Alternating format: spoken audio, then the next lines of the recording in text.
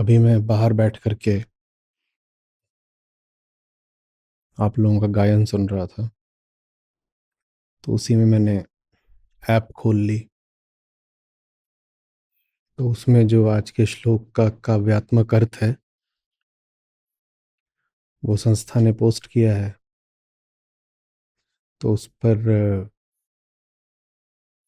जो हमारा गीता समुदाय है, हमारी गीता कम्युनिटी, उसमें से एक मित्र ने टिप्पणी करी है कि लो आज फिर कंफ्यूजन बढ़ने वाला है। क्योंकि आज का जो श्लोक है, अगर उसको ठीक से नहीं समझा गया, उसमें जो ऊपरी विरोधाभास हैं अगर सुलझाए और स्पष्ट नहीं किए गए तो मामला फंस तो जाएगा ही। लेकिन न फंसने की कोई बात है, न घबराने की। बहुत बहुत उत्तम श्लोक है आज का। और जहाँ कहीं भी अड़चन दिखाई देती हो समझने में, उसको अड़चन नहीं अवसर माना करिए।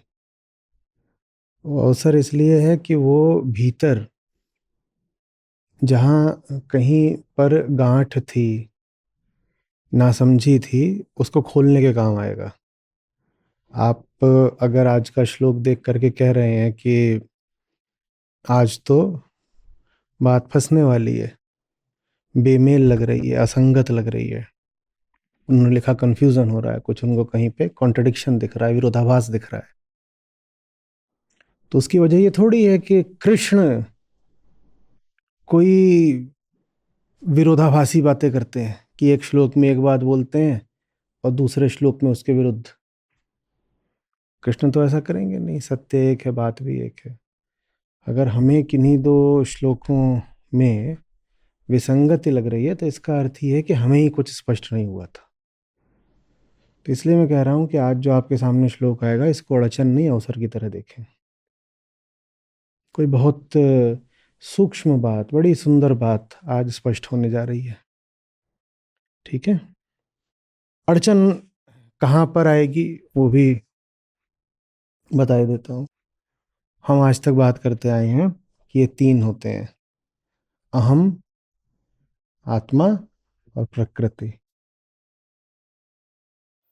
तो उसमें बहुत संभव है कि हम में से कुछ मित्रों को ऐसा प्रतीत हो गया हो कि चूंकि हमें आत्मा की ओर जाना है, आत्मा से प्रीत रखनी है, तो इसलिए प्रकृति बैरी है। भाई आत्मा से अगर मिलन जरूरी है, जिसकी हम बार बार बात करते हैं, आत्मस्थ होना है हम कहते हैं, तो फिर प्रकृति से वो शायद ऐसा समझ रहे हैं कि दूरी जरूरी है। पर ये जो आप समझ रहे हैं ना, ये पूरा समझ का ढांचा, जो आपका पैराडाइम ऑफ अंडरस्टैंडिंग है, वो डुअलिस्टिक है, द्वैत का है। उसमें क्या होता है कि द्वैत में कि जब आप एक तरफ को जाते हैं तो दूसरी तरफ से दूर हो जाते हैं, यही द्वैत होता है। एक तरफ को जाना माने दूसरी तरफ से दूर हो जाना। जैसा संसार में आमतौर पे होता है, आप अगर बाईं तरफ को चलते हैं तो आप दाईं तरफ से दूर हो जाते हैं। तो हमने कुछ उसी तरह का इसको समझ लिया है, जैसे साधारण नैतिकता में होता है कि अगर आप मंदिर की ओर जाओगे तो बाजार से दूर हो जाओगे। तो कहा जाता है कि एक चीज का आपको ग्रहण करना है तो दूसरे का त्याग करना है। पर वो द्वैतवादी नैतिकता होती है। हम्म कृष्ण की आध्यात्मिकता नहीं। जो अभी बात होगी वो उससे काफी अलग है। देखिए, प्रकृति परिस्थित होती है। परिस्थिति नहीं बोला, परिस्थित, जो बाहर स्थित है, जो आपके परितः स्थित है, जो आपके चारों ओर है, आपको घेरे हुए है, वो प्रकृति है। ठीक। आप कौन है? आप अहम है। अभी हम थोड़ी देर को ये भुला देना चाहते हैं कि अहम स्वयं भी प्रकृति का ही एक तत्व है, या कहते हैं प्रकृति का ही एक उत्पाद है, जैसे भी उसको कहना। अभी हम ये माने लेते हैं कि अहम के परितः प्रकृति है, तो प्रकृति परिस्थित है, उस परिस्थिति में अहंकार अंतः स्थित है। ठीक है।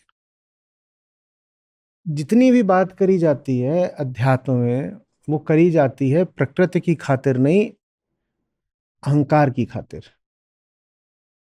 अध्यात्म का सारा सरोकार अहंकार के कल्याण, अहंकार की भलाई और मुक्ति से है। ठीक है। प्रकृति का उसमें अगर कुछ लाभ होता हो तो वो एक सह उत्पाद की तरह होता है। आप ये नहीं कह सकते कि अध्यात्म होता इसलिए है ताकि आपके चारों ओर जो है वो ठीक हो जाए, उसमें खुशहाली फैल जाए, वो बेहतर हो जाए या आनंदित हो जाए। वो नहीं है। अध्यात्म का संबंध आपकी मुक्ति से होता है, यही अध्यात्म है। तो ये जो अहंकार है ये दुख में होता है, तभी तो अध्यात्म की जरूरत होती है ना। अहंकार अज्ञानी है तभी हम कहते हैं और जानना है स्वयं को। अहंकार बंधन में, तभी हम कहते हैं मुक्त होना है। तो ऐसे है जैसे अहंकार की प्राकृतिक स्थिति दुख की है, उसकी स्थिति दुख की है। पर जब उसकी स्थिति दुख की होती है तो वो दुख का कारण जाने बिना दोष देता है परिस्थितियों को, माने प्रकृति को। अहंकार दोष किसको देता है? परिस्थितियों को, प्रकृति को दोष देता है। वो कभी स्वयं को नहीं देखता। वो ये नहीं पूछता कि तुमने प्रकृति से रिश्ता क्या बनाया है, ये तो बताओ। तुमने माने मैंने। उसमें जैसे ये क्षमता होती ही नहीं है कि वो आत्मदर्शन कर पाए, अपनी ओर देख पाए। तो रहता वो सदा दुख में है, और दुख का कारण वो मानता है सदा प्रकृति को ही। और प्रकृति माने जो दुनिया भर में चल रहा है संयोग परितः आपके, तो कहेगा ये बुरा हो गया, ये गलत हो गया, ऐसा हो गया, वैसा हो गया। ठीक। अब जो हो रहा है चारों ओर वो बदला तो जा नहीं सकता, क्योंकि उसमें से अधिकांश तो संयोगिक है। उन संयोगों पे आपका कोई अधिकार नहीं चल सकता। वो प्रकृति है जिसमें मा फलेषु कदाचन, जरा सा भी फल पर अधिकार नहीं है, कदाचित भी नहीं है। लेकिन जहां कुछ भी हो सकता है, अहंकार वहां दोष देने को सदा तत्पर रहता है। दोष क्या देना है? प्रकृति ने कब कहा था कि काम वो तुम्हारी सुविधा अनुसार और सुख अनुसार करेगी? ऐसा कोई वादा आपको किया गया था क्या? किया गया था क्या? कुछ नहीं। तो प्रकृति है, वो ना आपको सुख देना चाहती ना दुख देना चाहती हो, तो बस है। लेकिन आप सदा दुख में रहते हो, तो उसका कारण परिस्थिति नहीं है, अंतःस्थिति है। उसका कारण अहंकार स्वयं है। तो दुख की हालत है तो कुछ तो बदलना पड़ेगा ना। अज्ञानी प्रकृति को बदलने में लग जाता है। वो कहता है कि कॉन्क्वेस्ट ऑफ नेचर, जो पश्चिम ने करा, वो कहता है प्रकृति को इस तरह बदल डालो कि हम सुख से रह सकें। तो पहाड़ काट दो, जंगल काट दो, नदियों का बहाव रोक दो,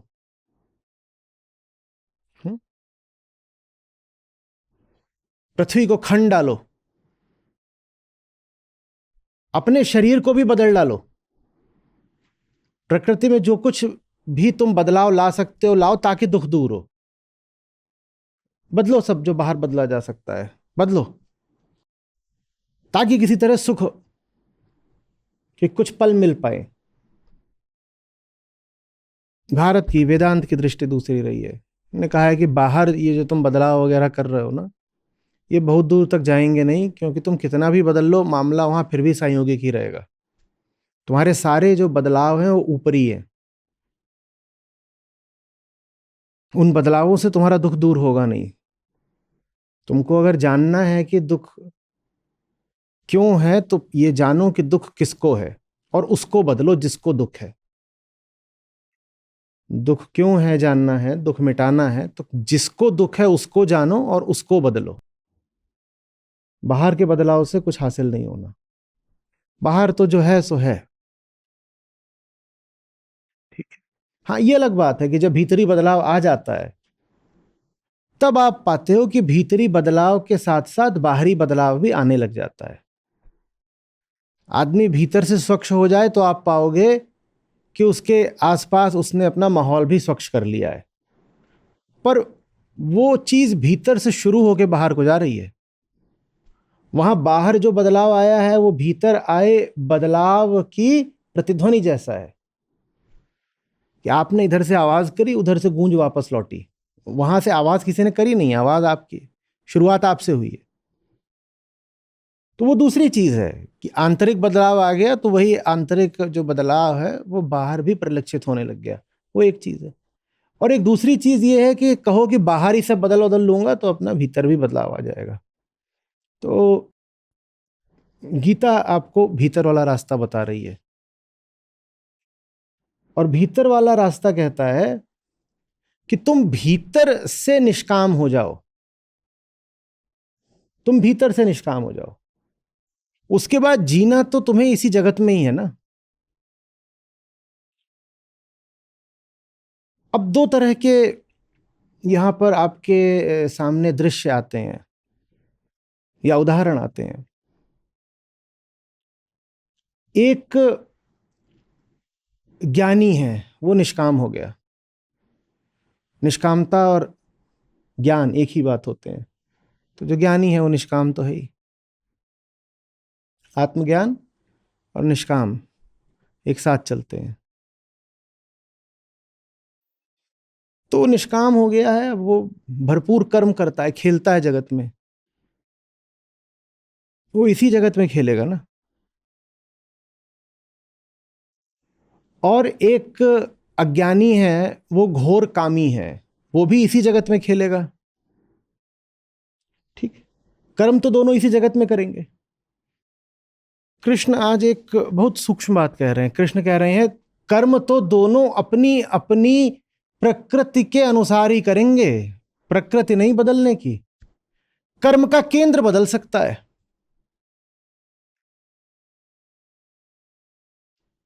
प्रकृति नहीं बदलेगी, कर्म का केंद्र बदल जाएगा। ये बात अभी पूरी तरह स्पष्ट नहीं हो रही होगी, ऐसे समझो। दो घोड़े हैं, एक ज्ञानी घोड़ा एक अज्ञानी घोड़ा। तो एक निष्कामी घोड़ा एक सकामी घोड़ा। घोड़ा ज्ञानी हो गया, अरे कृष्ण सारथी है भाई, तो घोड़ा ज्ञानी क्यों नहीं हो सकता? वैसे ही थोड़ी रथ में इतने घोड़े लेके चल रहे हो, सबको ज्ञानी कर देते हैं। तो घोड़ा ज्ञानी हो गया। और दूसरा घोड़ा क्या है? अज्ञानी घोड़ा है। अब ये ज्ञानी घोड़ा जगत में निष्काम कर्म करना चाहता है, तो क्या दो पांव पे चल के करेगा? घोड़ा है तो कर्म तो अपनी प्रकृति के अनुसार ही करेगा ना। और वो जो सकामी घोड़ा है उसके क्या 6 पांव आ जाएंगे? वो भी 4 पांव पे चलेगा। तो प्रकृति को बदलने की कोशिश मत करो। घोड़ा है तो घोड़े के हिसाब से ही काम करेगा। घोड़ा है तो घोड़े के हिसाब से ही काम करेगा। घोड़ा है तो घोड़े की प्रकृति में रह के ही काम करेगा। हाँ, घोड़े का केंद्र बदल सकता है। हम उल्टा काम करते हैं, हम कहते हैं कि हमें अपनी टांगें बदलनी है। घोड़े को अगर ज्ञान देना है तो उसकी 2 टांगें होनी चाहिए। क्या है कि हमने पाया है कि सिर्फ 2 पाए ही ज्ञानी होते हैं, चौपाए को हमने ज्ञानी पाया नहीं। कृष्ण दूसरी बात कह रहे हैं। कृष्ण कह रहे हैं उसके 4 ही टांग हैं और 4 ही रहेंगी, और 4 को 2 करने की जो कोशिश करेगा बहुत तमाचा खाए। आप यही करते हो।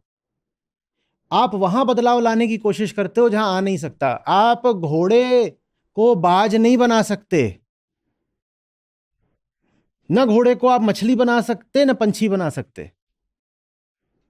घोड़ा घोड़ा ही रहेगा। हाँ, आप घोड़े का केंद्र परिवर्तित कर सकते हो, तो घोड़े की तरह चल करके कुछ निष्काम कर्म कर जाएगा। पर चलेगा तो वो अब भी घोड़े की तरह ही।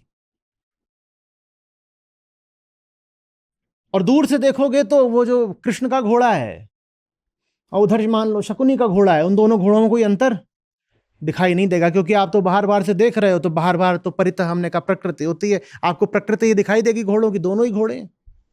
अब जिस घोड़े को ज्ञान हो गया है, निष्कामी घोड़ा हो गया है, वो चला गया अन्य घोड़ों के झुंड में, वहां ज्ञान देने की कोशिश कर रहा है, तो क्या संस्कृत बोलेगा? वो अभी भी क्या करेगा? गगन दमामा बाजिया हनहनिया के कान, अभी भी हिनहिनाएगा ही वो। भले ही अब उसकी हिनहिनाहट में ऐसा हो जैसे गगन में दमदमा बज रहा हो, पर अभी वो संस्कृत नहीं बोलने लग जाएगा वो तो। पर हम में से कुछ ज्यादा होशियार होते हैं, घोड़ों को संस्कृत सिखाने की कोशिश करते हैं। घोड़े को संस्कृत मत सिखाओ, घोड़ा तो हिनहिनाएगा ही। घोड़े का लेकिन केंद्र परिवर्तित हो सकता है, वो हिनहिना हिनहिना के भी कुछ ऐसा कर जाएगा जो बड़े बड़े ज्ञानी संस्कृत में नहीं कर सकते। बात सूक्ष्म में समझिएगा। आप बाह्य प्रतीकों को पकड़ लेते हैं और वहां परिवर्तन लाना चाहते हैं, आप स्वयं में परिवर्तन नहीं लाना चाहते। स्वयं में माने किस में? जो आप हैं उसमें नहीं आप परिवर्तन लाना चाहते। ये बड़ी बहुत रोचक बात है। आज राघव मेरे सामने श्लोक लेके आया, मैंने कहा ये नवरात्रि में ही होना था। जैसे कृष्ण कह रहे हो कि मुझसे ज्यादा तुम मां की सुनो, मां के आगे मैं भी बेबस हूं, जैसे कृष्ण कह रहे हो। तो मैंने लिखा फिर कि ज्ञानी हो अज्ञानी हो चले सब प्रकृति अनुसार, नहीं फर्क पड़ता कि तुम ज्ञानी घोड़े हो या अज्ञानी घोड़े हो, चलोगे तो तुम चार पायों पर ही। ज्ञानी हो जाने से तुम्हारी प्रकृति नहीं बदल जाएगी। जो नहीं बदला जा सकता उसको बदलने का प्रयास मत करो। बहुत सूक्ष्म बात है, समझना इसको अच्छे से। बहुत कुछ ऐसा है जो लगभग शारीरिक है, सिस्टमेटिक है, तुम्हारी व्यवस्था में घुसा हुआ है, तुम उसे नहीं बदल पाओगे, लड़ो मत उससे। जो लड़ेगा वो हारेगा। मां से लड़के कोई नहीं जीत सकता, जो मां से लड़े वही है महिषासुर। महिषासुर हो सकता है कोई महान ज्ञानी रहा हो, उसने सोचा होगा मैं प्रकृति ही बदल डालूंगा। वो तो आज हम उसका चित्रण एक एक भयानक और रक्त पिपासु ऐसे राक्षस की तरह करते हैं, पर कोई बात नहीं कि वो हो सकता है बड़ा कोई ज्ञानी रहा हो जिसने सोचा हो कि मैं प्रकृति को बदल डालूंगा। मां माने प्रकृति, प्रकृति को बदलने जाओगे तो ले, बदला नहीं जाता, उसको बदला जाता है जिसको बदला जा सकता है। प्रकृति बदली नहीं जा सकती, जबकि प्रकृति का अर्थ ही है सतत बदलाव, पर तुम नहीं बदल पाओगे। वो मालकिन है, वो स्वेच्छा से बदलती है, तुम्हारे बदले नहीं बदलती। वो अपने हिसाब से चलती है, उसके हिसाब पे अपना हिसाब मत आरोपित करो। तो हमें क्या करना है? हमें वो करना है जो हम कर सकते हैं, हमें निष्काम हो जाना है, हमें निष्काम होकर अपना काम करना है। लेकिन जो भी आप काम करोगे उसमें साधन, उपाय, मार्ग, विधि तो प्रकृति ही बनेगी, और वो निश्चित है पहले से। होगा कोई महाज्ञानी 500 साल नहीं जिएगा, तो उसको ही पता होना चाहिए कि मुझे इतने बरस मिले हैं जीवन के, मुझे इनके भीतर ही काम करना है। वो कहे मैं ज्ञानी हो गया हूं तो मुझे 500 साल जीना है, तो तमाचा खाएगा। आपको ज्ञान हो गया है, बहुत अच्छी बात है। अब आप निष्काम होकर के दुनिया में कुछ करना चाहते हैं, बहुत अच्छी बात है। लेकिन आप ये मत सोचिए कि उसके लिए प्रकृति आपको कोई विशेष रियायत दे देगी, नहीं मिलने वाली। जैसे घोड़े को ज्ञान हो जाने पर न 2 पांव मिल जाने हैं न 6 पांव मिल जाने हैं, वैसे ही आपको भी ज्ञान हो जाने पर आयु के अतिरिक्त दशक नहीं मिल जाने, और न ये हो जाना है कि आपका शरीर अब कुछ अतिरिक्त शक्तिमान हो जाएगा। जो शरीर की सीमाएं हैं वो रहेंगी, जैसे घोड़ा हिनहिनाता है तो हिनहिनाएगा, वैसे ही आपके शरीर की भी जो सीमाएं वो रहेंगी, उनका आपको सम्मान करना ही पड़ेगा। यही माँ की स्तुति होती है। जो बदला नहीं जा सकता उसको माँ बोलते हैं, प्रकृति नहीं बदली जा सकती, उसको नहीं बदलता कोई। माँ से आप आए हो, आपसे माँ नहीं आई है, माँ को कैसे बदल लोगे? कौन है यहाँ जो अपनी माँ बदल सकता, बता दो भाई। बाप का तो फिर भी कई बार होता है कि बाद में पता चला कि ये सोच रहे थे ये निकला, ये सब। माँ कौन बदल सकता है? कोई माँ बदल सकता हो तो बता दो। तो माँ को बदलने का नहीं प्रयास करना है। ज्ञानी हो अज्ञानी हो, चलें सब प्रकृति अनुसार। तो ज्ञानी अज्ञानी दोनों प्रकृति अनुसार चलते हैं, तो ज्ञानी और अज्ञानी में अंतर क्या है? ज्ञानी प्रकृति में चलता है निष्काम होकर, और अज्ञानी प्रकृति में चलता है प्रकृति को भोगने के लिए। ये अंतर है। ज्ञानी प्रकृति में चलता है निष्काम होकर, वो निस्वार्थ होकर के चलता है। इसी को दूसरे तरीके से कह दो, वो प्रकृति में बस क्रीड़ा करता है, कहता है यहां पाने को कुछ नहीं है, खेल रहे हैं। और अज्ञानी प्रकृति में चलता है प्रकृति को भोगने के लिए, और भोग में आशय यही होता है, बदल दूंगा इसको। ज्ञानी ज्ञानी ज्ञानी है ही इसीलिए क्योंकि वो जान गया है कि प्रकृति को बदला नहीं जा सकता, बदला तो सिर्फ स्वयं को जा सकता है। अज्ञानी के भीतर दंभ है बहुत, अकड़ है बहुत, वो अपने आप को बदलने को राजी नहीं है। वो कहता है दुनिया बदल दूंगा, दुनिया बदल दूंगा, खुद को नहीं बदलूंगा, दुनिया बदल दूंगा। समझ में आ रही है? आपका रंग सांवला है, किसी ने बोल दिया ये काले, तो भीतर से ये हीन भाव नहीं बदलूंगा कि रंग से होता क्या है, क्या फर्क पड़ता है, रंग रंग सब एक होते हैं, रंग में क्या रखा है। किसी ने कह दिया एक रंग दूसरे रंग से श्रेष्ठ होता है, ये भीतर से भाव नहीं बदलूंगा। कह दिया अच्छा मुझे काला बोला तो मैं ये अपना कालापन बदल दूंगा। वो जा करके मुंह पे कुछ मल रहा है, खड़िया मल रहा है, कुछ मल रहा है, आटा मल लिया बहुत सारा, हो सकता है रसोई का काम हो।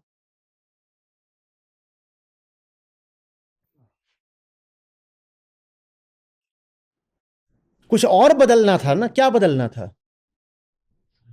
भीतर वो जो दूसरों पर आश्रित अहंकार है उसको बदलना था। कि दूसरों ने कह दिया सुंदर लग रहे हो तो मान लिया सुंदर है, दूसरों ने कह दिया कि सांवले लग रहे हो तो कह दिया अरे हम असुंदर हो गए। तुम्हें कैसे पता कि दूसरा निर्णायक होगा तुम्हारी सुंदरता या असुंदरता का? तुम्हें कैसे पता कि दूसरा तय करेगा कौन सा रंग अच्छा, कौन सा रंग बुरा? जो बदलने वाली चीज थी वो कहां थी? अंदर। पर बदलने की क्या कोशिश करी जो चीज बाहर है? ये अज्ञानी की पहचान है। वो ऐसी चीज बदलने में लग जाता है जो या तो बदली जा नहीं सकती है, जिसको बदल भी तो कोई लाभ नहीं होगा, जिसको बदल भी तो कोई लाभ नहीं होगा।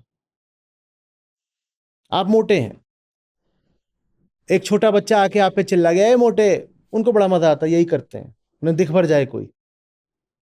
मोटे नहीं बोले, कुछ बोल गया, गैंडा बोल गया, आपने उसको पीट दिया अच्छे से। बच्चा है छोटा, आप पीट सकते हो।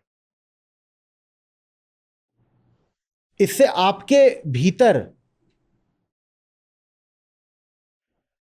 जो हीनता थी वो मिट गई क्या? बदलना क्या था? पीट किसको दिया? अब इंतजार करो बस। गैंडा वो अभी ही बोलेगा, इस बार छुप के बोलेगा, इस बार दूर से बोलेगा, इस बार दरवाजे के पीछे से बोलेगा, और बोल के दरवाजा बंद कर लेगा। पर बोलेगा वो फिर से। वो नहीं भी बोलेगा तो उसने जो बोला वो आपके कान में गूंजेगा। बदलना कहां था? बदल किसको दिया? उसको बोला बदला, कुछ नहीं बदला। बोल तो रहे हो कि बदला हो गया, कहां बदला हुआ? सारा सारा बदला कहां होना चाहिए था? यहां कहां कुछ बदला? तुमने तो कह दिया कि हो गया बदला, पर बदला तो कुछ भी नहीं। पहले तो किसी ने गैंडा बोला तब बुरा लगा, अब कोई नहीं भी बोलेगा तो आईना बोलेगा। सपने में हिप्पो आएंगे,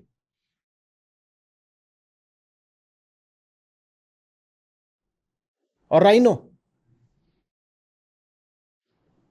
उछल रहे हैं, कूद रहे हैं। समझ में आ रही है बात? बदलते दोनों हैं, एक स्वयं को बदलता है और मुक्त हो जाता है, दूसरा उसको बदलता है जिसको सचमुच बदला नहीं जा सकता है, जिसमें बस सतही परिवर्तन लाया जा सकता है। और जितना वो बाहर की चीज को बदलने की कोशिश करता है उतना वो और बंधन में फंसता जाता है। ज्ञानी है ही वही जिसने प्रकृति को नमन कर लिया। कहता माँ तू तो जैसी है तू वैसे ही रहेगी, मैं कुछ और ही बदल देता हूं। ये बहुत बड़ा सूत्र है, इससे बड़ा व्यवहारिक सूत्र नहीं होता। हम सब बदलाव चाहते हैं, हम सब ऐसी स्थितियों में जहां हमें दिखाई दे रहा है कि कुछ है जो बदला जाना चाहिए। माँ को बदलने की कोशिश मत करिए, माँ जैसी ही चलेगी। समझ रहे हैं प्रदीप जी? आप भी समझे, हम भी समझे। माँ है, माँ को बदलने की जिसने कोशिश की बहुत तमाचा खाए। हमें खुद को बदलना होगा।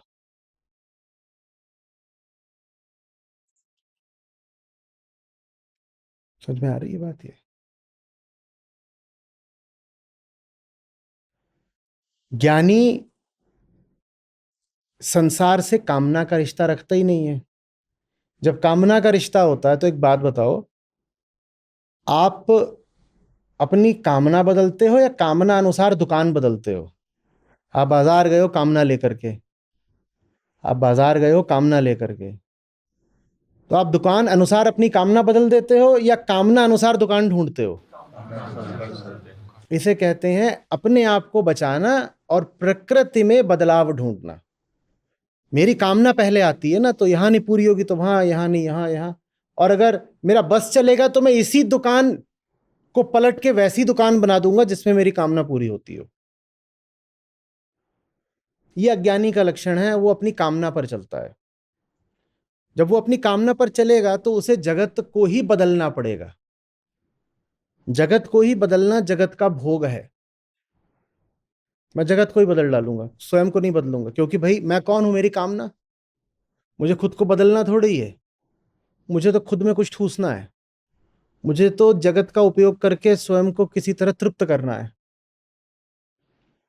मैं यहां खुद को बदलने नहीं आया, मैं यहां खुद को तृप्त करने आया हूं भाई।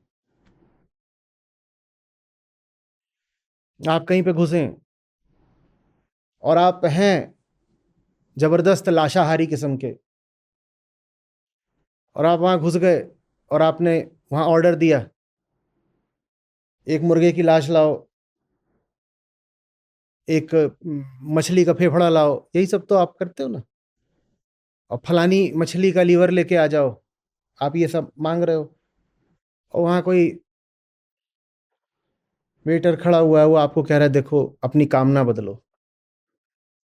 तो कामना थोड़ी बदलेगा, वो क्या बदल देगा? वो वेटर बदल देगा या रेस्टोरेंट बदल देगा। ये अज्ञानी की निशानी है। उसके लिए कौन सी चीज सत्य होती है? सत्य की निशानी वो जो बदल नहीं सकता। जो बदल ही नहीं सकता उसी को सत्य बोलते हैं ना। अज्ञानी किसको नहीं बदल सकता? कामना। तो अज्ञानी के लिए उसकी कामना ही सच होती है, नित्य होती है, कह दो उसका ईश्वर और भगवान होती है। अज्ञानी भाई, आप जिसके चलाए चलो वही आपका भगवान हो गया ना। तो अज्ञानी के लिए उसकी कामना ही वो चीज होती है जिसको वो कभी बदल नहीं सकता। सब कुछ बदल देगा अपनी कामना के लिए। मेरी कामना के लिए मैं सब कुछ बदल दूंगा, स्वयं थोड़ी बदलूंगा। समझ में आ रही बात? तो आप ज्ञानी है कि अज्ञानी है, इसका आप फैसला इस बात से करिए कि आप प्रकृति के नियमों का आदर कर पा रहे हैं कि नहीं कर पा रहे हैं। कहीं आप कुछ ऐसा बदलने की कोशिश तो नहीं कर रहे जिसमें बदलाव संभव ही नहीं है। यहां लाओ त्जू आते हैं हमारे सामने, वो कहते हैं पत्थर हारता है पानी जीतता है। क्योंकि पत्थर अड़ा खड़ा है, पानी पत्थर को हराने की कोशिश नहीं करता। पानी कहता है मुझे मालूम है पत्थर तो नहीं हटेगा, पत्थर हटने वाला नहीं है, तो पानी जीत जाता है। कैसे? वो पत्थर के बगल से निकल जाता है। लाओ त्जू कहते हैं कि कोमल और कठोर की जब भी लड़ाई होती है कोमल ही जीतेगा। पानियों ने हमेशा पत्थरों को हराया है। बहुत कम आपको दिखाई देगा कि पत्थरों ने पानी को सफलतापूर्वक रोक लिया। हाँ, कोई कृत्रिम बांध वगैरह बना दें अलग बात है, वो बांध भी कितने दिन चलते हैं। किसी भी बांध की आयु 150 साल से ज्यादा तो होती नहीं। लेकिन पानी ने पत्थर को लाखों सालों से लगातार हराया है। बड़े से बड़ा बांध भी 100-150 साल चला लोगे, कितना चला लोगे? बांध छोड़ने पड़ते हैं। यूरोप में जाओ, वो पुराने बांधों को छोड़ रहे हैं अब, क्योंकि उनको दिख गया है कि उसकी वजह से मछलियों की कितनी प्रजातियां ही नष्ट हो गई। मछलियों को कई बार अलग तरह का गहरा पानी चाहिए होता है। कई मछलियों की प्रजातियां होती हैं जिनको भाव की एक गति चाहिए होती है, वो नहीं तो अंडे नहीं दे पाती, ये सब बात होती है। उन्होंने बांध बना दिए, वहां पा रहे हैं कि एक तरह की वहां पर पर्यावरणीय बड़ी त्रासदी हो रही है, इकोलॉजिकल डिजास्टर। तो वो अपने बांध छोड़ ही नहीं रहे, कई बार तो सक्रिय रूप से अपने बांधों को अब तोड़ रहे हैं। पुराने पुराने बांध हैं, उनको तोड़ रहे हैं। पत्थर हारता है, पानी जीतता है। ज्ञानी की निशानी यह है कि वो पत्थर को तोड़ने का नहीं हमेशा प्रयास करता, वो खुद को तोड़ता है। और बाहर अगर पत्थर है तो उसके बगल में वो पानी बन के बह जाता है। कहता है कोई ये अहंकार की लड़ाई थोड़ी है कि तू पत्थर है तो मैं चट्टान हूं तो तेरा सर फोड़ दूंगा। ये तो तब होता है ना जब अपने भीतर भी बैठा हो घातक अहंकार। कह रहा है बाहर पत्थर है तो है, मुझे तुझे हराने से नहीं मतलब है, मुझे अपना काम करने से मतलब है। मैं पानी हूं, मैं तेरे बगल से बह जाऊंगा। तू अड़चन बन के बैठा रहे रास्ते में, मैं पानी हूं, मैं तेरे बगल से बह जाऊंगा। सुंदर सूत्र लाओ तू का, मैं तेरे बगल से बह जाऊंगा।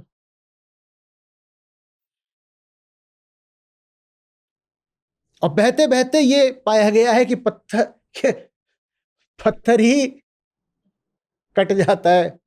पहले तो गोल गोल हो जाता है और फिर धीरे धीरे गल गल के वो पानी ही हो जाता है। पानी नहीं पत्थर होता, पत्थर पानी हो जाता है। देखो, पानी ने पत्थर को हरा दिया, और पानी का कोई इरादा नहीं था पत्थर को हराने का।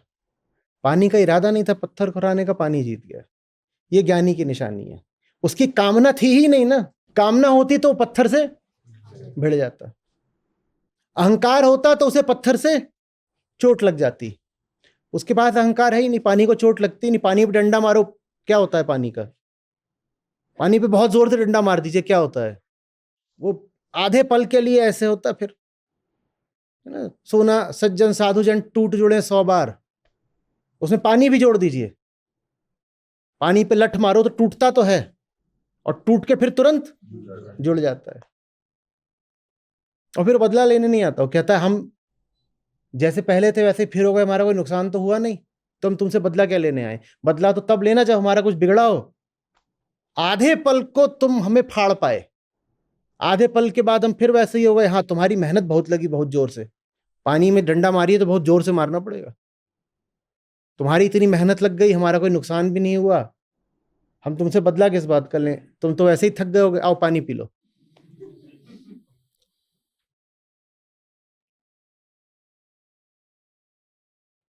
समझ में आ रही है बात?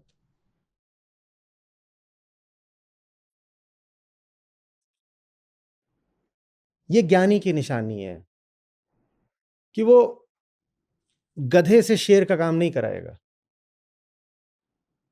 गधे से शेर का काम कराने की कोशिश प्रकृति को चुनौती है। मां से गधा गधे का ही काम करे, उसको प्यार से गधे का काम दीजिए ना आप। गधे से याद आया, कल मैं, कई लोग अचानक से चिंतित हो गए, मैं किसी का नाम नहीं ले रहा हूं।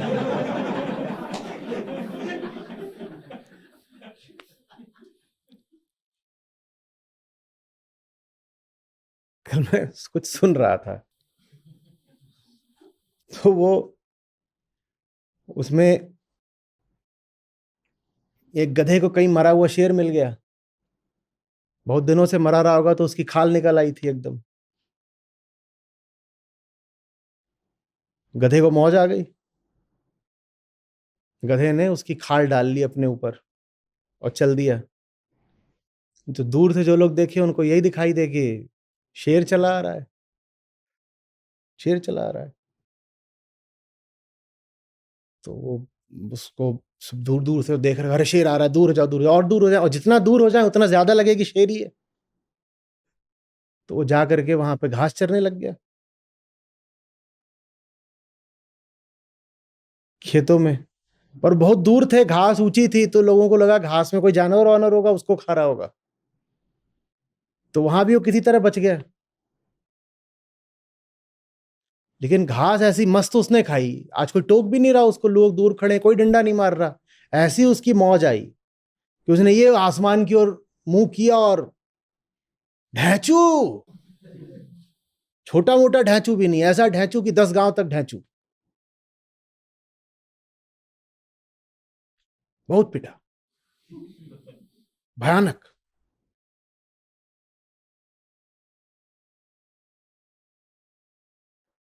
क्यों गधे को शेर की खाल उड़ानी, करेगा तो ढैचू ही ना।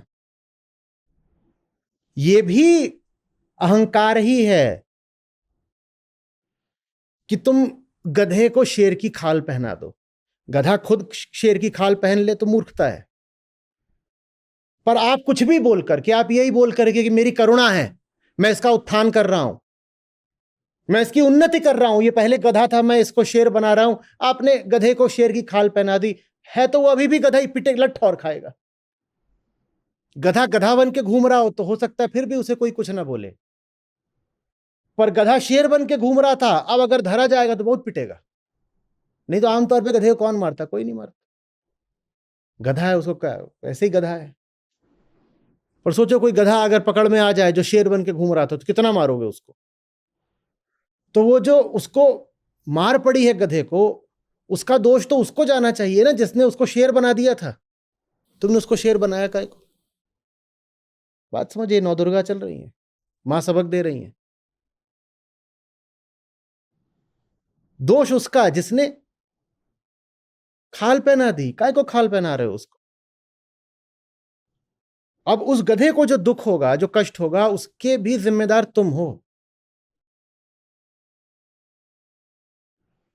जो वो हो नहीं सकता, तुम उसे वो बनाना चाह रहे हो।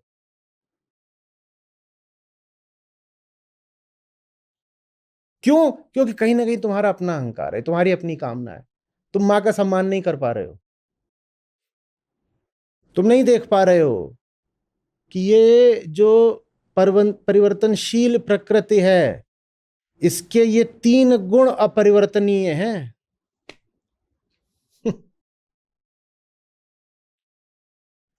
नदी लगातार बदलती रहती है, पर नदी सदा रहती है। नदी कभी स्थिर है, पर नदी कभी कहीं गई। गंगा आज भी वही है जहां थी हजारों साल पहले, यूं तो लगातार बह रही है, पर बह कभी नहीं गई, आज भी वही है। ये सूत्र जिसको समझ में नहीं आया वो बहुत तमाचा खाता है। बदला नहीं जा सकता, और बदला नहीं जा सकता, ये बात कोई दुख की नहीं है, ये बात तथाता की है, ये तथ्य है, ये तथ्य है। और जो तथ्य है सो है, तुम तथ्यों से क्यों सर फोड़ने गए हो? जिसको नहीं बदला जा सकता उसे क्यों बदलने गए हो?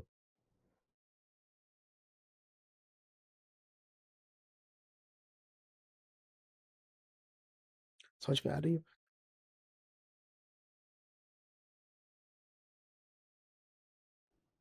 वो गधा भी कुछ हो सकता है जीवन में ऊंचा कर जाए, पर उसका जो जो गधत्व है वो बदलने की कोशिश मत करो। कहा ना कि घोड़ा ज्ञानी घोड़ा बन सकता है, तो गधा भी ज्ञानी गधा बन सकता है, पर करेगा तो अभी भी ढेचू ही। शेर मत उसको घोषित कर देना, कह देना ज्ञानी गधा है, अब ठीक है, अब ये ज्ञानी गधा हो गया, ये अच्छी बात है। गधे को ज्ञानी गधा बना दिया, पर गधा रहेगा तो गधा, ये मां का आदेश है, गधा गधा ही रहेगा, ये मां का आदेश है। लेकिन फिर भी आप बहुत कुछ कर सकते हो, आप बदल क्या सकते हो? परिस्थिति नहीं, अंतः स्थिति, वो आप बदल सकते हो, वो आप जरूर बदलो।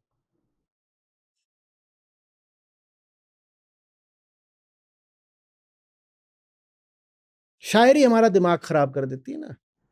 हौसलों से उड़ान होती है, पंखों से नहीं। अरे बिना पंखों के तुम, मैं दे रहा हूं हौसला तुझे, दे रहा हूं, तेरे पंख नहीं, तो उड़ के दिखा। कुछ ऐसे करके एक शायरी चलती है। संजय निकाल रहा है, तुरंत निकाल संजय।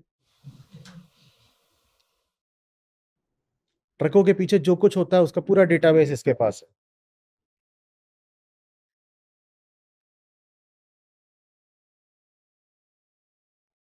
वो कुछ था उसमें कि फलाने में नहीं, फलानी चीज में जान होती है, और पंखों से नहीं, हौसलों से उड़ान होती है। ये माँ को चुनौती दे रहे हो तुम। ये माँ को चुनौती देने वाली बात है। तुम्हारे पास अगर खरगोश हैं तो उनसे वो काम कराओ जो कर सकते हैं। तुम उनसे कहो कि तुम चील बन के उड़ जाओ, हौसलों से उड़ान होती है। तुम कितना भी हौसला दे दो, बेचारे उड़ थोड़ी सकते हैं, मर जाएंगे। ज्यादा उड़ाओगे, बोलोगे इतनी जोर से उछल के, तो कुछ देर तो उछलेगा, थोड़ा और उछलेगा, थोड़ा और उछलेगा, फिर मर जाएगा।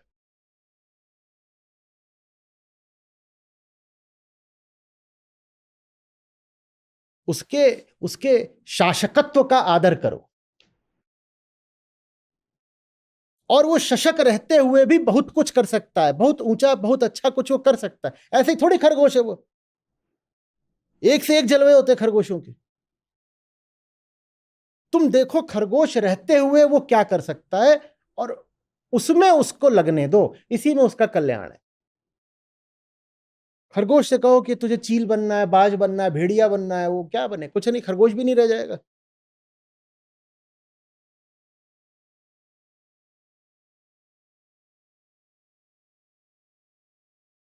समझ में आ रही है बात? वो बदलो जो बदला जा सकता है, जो नहीं बदला जा सकता उसको नमस्कार करो। यही देवी का सम्मान है। जो नहीं बदला जा सकता हम उसका नमस्कार करते दूर रहेंगे, हम तो उसको प्रयास भी नहीं करेंगे उसे बदलने का। मैं अपने आप को ठीक करूंगा ना पहले। मैं अपने आप को ठीक, और जब मैं अपने आप को ठीक कर लेता हूं तो मुझे व्यर्थ ही प्रकृति में छेड़खानी की जरूरत नहीं पड़ती। इसीलिए बार बार बोला गया है कि अच्छा गुरु वो होता है जो शिष्य से ये उम्मीद बाद में रखता है कि वो बदलेगा, वो पहले स्वयं को बदलता है शिष्य के अनुसार। भले ही इससे उस पर ये आरोप लग जाए कि उसने अपना पद छोड़ दिया, अपनी जगह छोड़ दी, अपनी भाषा बदल दी, अपनी व्याकरण दूषित या मिश्रित कर दी, इस तरह के उस पर आरोप लगते रहे तो लगते रहे। वो कहता है उसको बदलूंगा ना जो बदला जा सकता है। वो जो मेरे सामने वो कौन है? वो प्रकृति, वो नहीं बदली जा सकती। वो अभी जड़ अहम है, वो नहीं बदलेगा। मैं कौन हूं? मैं चेतना हूं, मैं बदल सकती हूं, तो मैं बदलूंगी ना। वो बदल ही नहीं सकता, उसको कैसे बदलूं?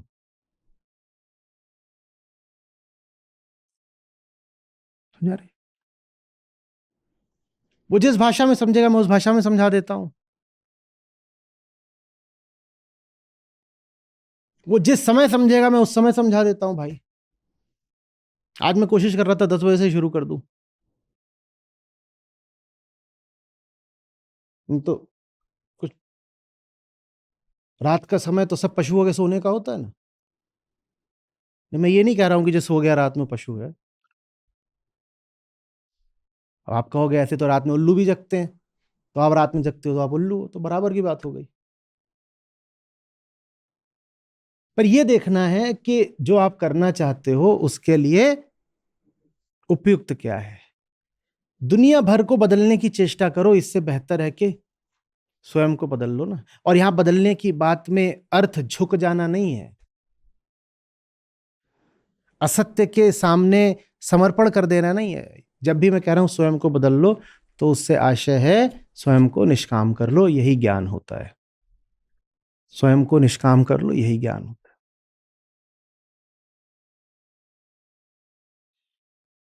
ये बहुत चलता है, रूमी से है कि पहले मैं अज्ञानी था तो मैं दुनिया को बदलना चाहता था, अब मैं ज्ञानी हो गया तो मैं स्वयं को बदलना चाहता हूँ। सुनने में बड़ा मीठा लगता है, पर इसका अर्थ दूर तक जाता है, अर्थ भी जरूरी है।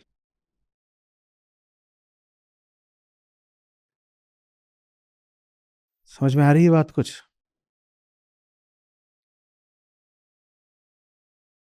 साफ साफ देखो कि कौन सी चीज है जो जड़ है और क्या है जो चेतन है। श्री कृष्ण अभी पिछले श्लोक में कह रहे थे जो जड़ है अब उसको बदलने का प्रयास मत करो। उसके प्रति क्या भाव रखना हमने कहा था? उपेक्षा। जो जड़ हो गया उसको क्या बदलोगे?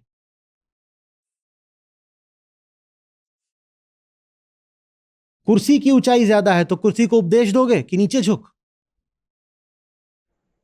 या कहोगे कि मैं ही उछल जाता हूं? जो जड़ है वो तो बदलेगा नहीं ना। तो विवेक यही जानने में है फिर ना। चेतन अचेतन का भेद कर पाना विवेक है।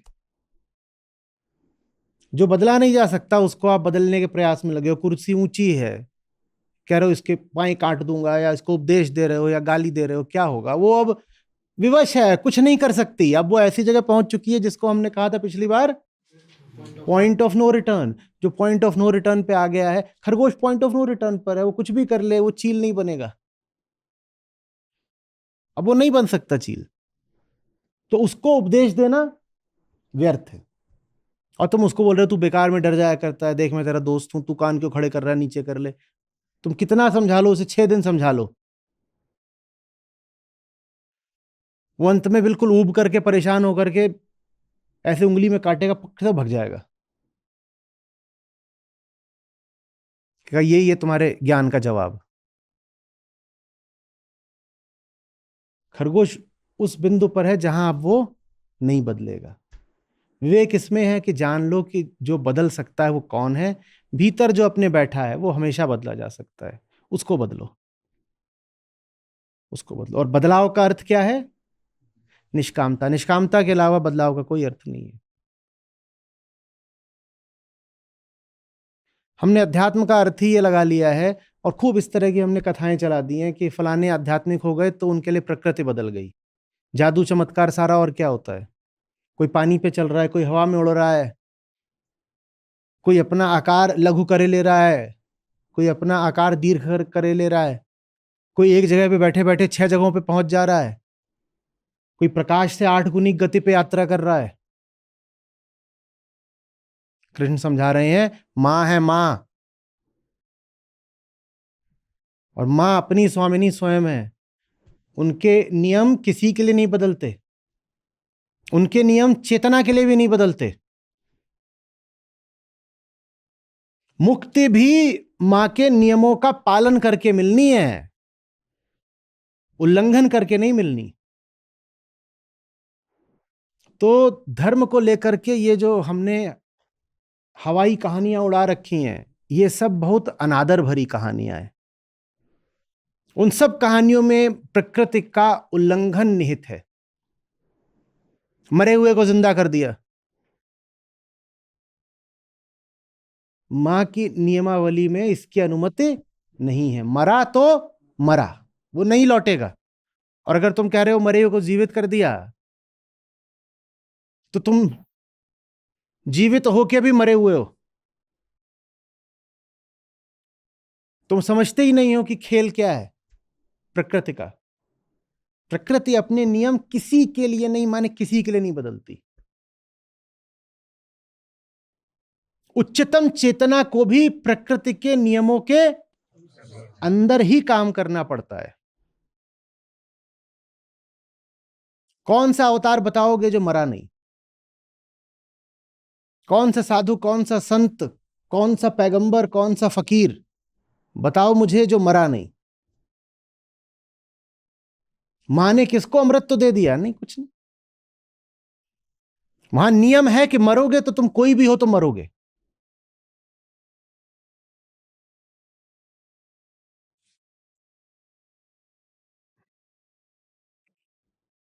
तो इसको समझना, जो है उसको बदलो नहीं, जो है उसी का निष्कामता से उपयोग करना सीखो।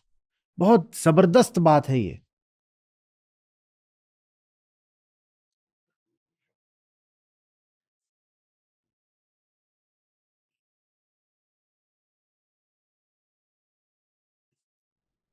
ममता बहुत है,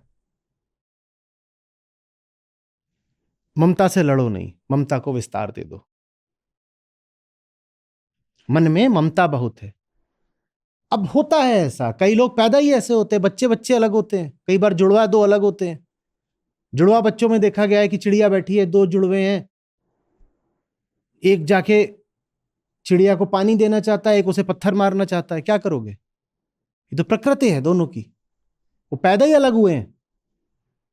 एक ने चिड़िया का बच्चा देखा तो उसको कटोरी में थोड़ा सा पानी ले गया, दूसरे ने चिड़िया का बच्चा देखो तो उसको ऐसे कोई चीज मार रहा है। उन्हें किसी ने सिखाया नहीं। ये अंतर कहां से आ रहा है? उनकी शरीर से आ रहा है। तो कुछ बातें शरीर में बैठी हैं। अब शरीर में ममता हो सकती है, शरीर में ममता है तो ममता का गला मत घोटो, ममता को विस्तार दे दो। ममता यही तो कहती है फलानी चीज मेरी है, कहना शुरू कर दो सब कुछ मेरा है और ज्यादा मेरा है। जिसको कहते हो मेरा है उसके प्रति उत्तरदायी हो जाते हो, उसका कर्तव्य उठा लेते हो और ज्यादा के प्रति उत्तरदायी हो जाओ, फिर समष्टि के प्रति उत्तरदायी हो जाओ। लड़ो मत। क्रोध बहुत आता है, हो सकता है, हो सकता है, बिल्कुल हो सकता है। आप पैदा ही ऐसे हुए हो कि क्रोध आए, उसका दमन मत करो। बहुत सुंदर यहां पर शब्द है श्लोक में, निग्रह। ये निग्रह की चेष्टा मत करो, ये दमन है। दमन की चेष्टा मत करो। जो तुम्हें मिला है उसको मां का प्रसाद मानो कि यही तो दिया है। अब तुमने जो कुछ भी दिया है उसका उपयोग निष्कामता में होगा। जो दिया सो दिया, मैं क्या करूं? मैं केचुआ हूं, मुझे रेंगना दिया, मैं क्या करूं? मैं उड़ तो नहीं सकता, मैं तैर भी नहीं सकता, मुझे केचुआ बनाया, मैं क्या?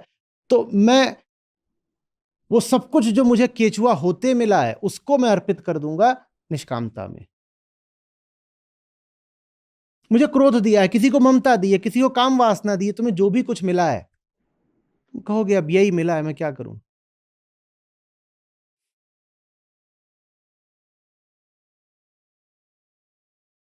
जो मिला है उसका संसाधन की तरह उपयोग करो। जो मिला है उसका उपयोग अपने लिए नहीं, निष्काम होकर के परमार्थ के लिए करो।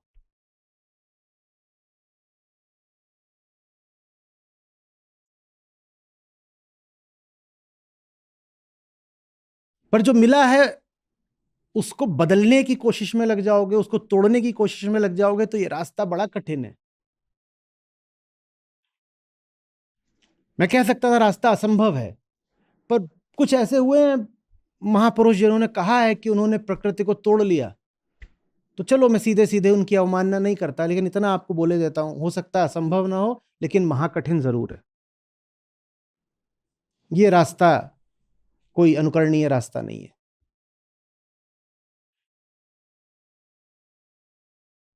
आपको एक युद्ध लड़ना है, आप उसी हथियार से तो लड़ोगे ना जो आपको दिए गए हैं। हम सब अलग अलग हथियार लेकर पैदा हुए हैं और हम सब अलग अलग कमजोरियां लेकर पैदा हुए हैं। अपने हथियारों को जानो, अपनी कमजोरियों को जानो, और प्रमुख बात यह है कि उनको युद्ध में अर्पित कर दो।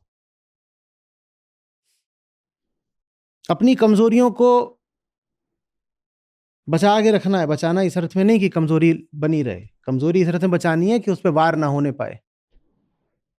अपनी कमजोरी को जानना है। कमजोरी अगर हमने नहीं ठीक से रखी तो वही युद्ध में हार का कारण बन जाएगी। अपने हथियार को भी जानना है, और जो आपका हथियार है वो उनका नहीं है।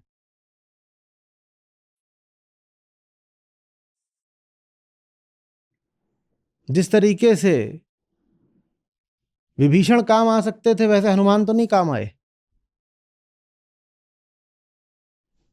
और जैसे हनुमान काम आए वैसे जामवंत नहीं काम आए, पर सब अपने अपने तरीके से राम के काम आए। आपको जो भी तरीका दिया है माने उस तरीके से राम के काम आना है। देखो कि आपके पास कौन सा तरीका, आप क्या कर सकते हो। लेकिन ये बात बहुत सूक्ष्म हो जाती है, क्योंकि ये ना हो जाए कि वो तरीका बचाने की आड़ में आप अहंकार को बचा ले जाओ।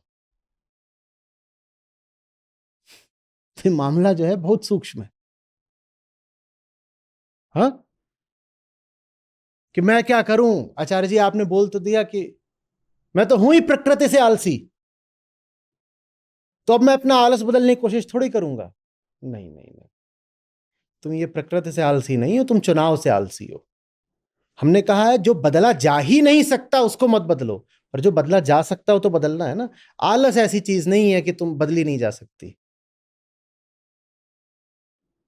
खरगोश बाज नहीं बन सकता और तुम आलस नहीं छोड़ सकते, ये दोनों बातें समानांतर नहीं है। खरगोश नहीं बन सकता बाज, स्वीकार कर लिया, पर तुम कहोगे वैसे ही ठीक जैसे खरगोश नहीं बाज बनेगा वैसे ही मैं कैसे आलसी से उद्यमी बन जाऊं, तो ये उदाहरण एक नहीं है भाई, ये हम नहीं मानते, ये कुतर्क है। समझ में आ रही है? तो अपनी गहरी वृत्तियों को देखना होता है,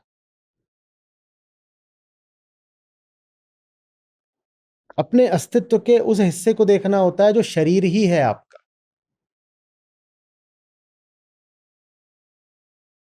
बिल्कुल शरीर ही है, जिसका संबंध चुनाव से नहीं है। चुनाव से कैसे नहीं संबंध है? आपने चुना थोड़ी 5 उंगलियां। हम बार बार कहते हैं चेतना का अर्थ चुनाव, इसका मतलब जो चीज चुनी नहीं जा सकती उसको जान लेना कि ये चेतना के अधिकार क्षेत्र से बाहर की है। चेतना माने चुनाव। 5 उंगलियां चुनी थी? नहीं चुनी थी, तो यहां चेतना कोई काम नहीं है। तो अगर 5 उंगलियां आपको कुछ सीमाएं बता रही हैं तो उन सीमाओं के आगे सर झुका दो, वहां चेतना कुछ नहीं कर पाएगी। चेतना वही कुछ कर सकती है जहां चुनाव निहित हो, जो चीज आपने चुनी नहीं वहां चेतना कोई काम नहीं।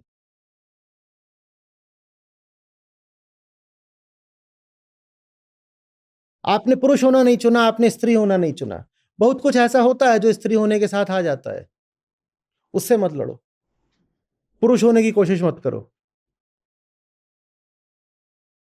हाँ, अंततः लड़ाई आपको भी वही लड़नी है जो पुरुष को लड़नी है, मुक्ति की लड़ाई, पर मुक्ति की अपनी लड़ाई स्त्री की तरह लड़ो ना।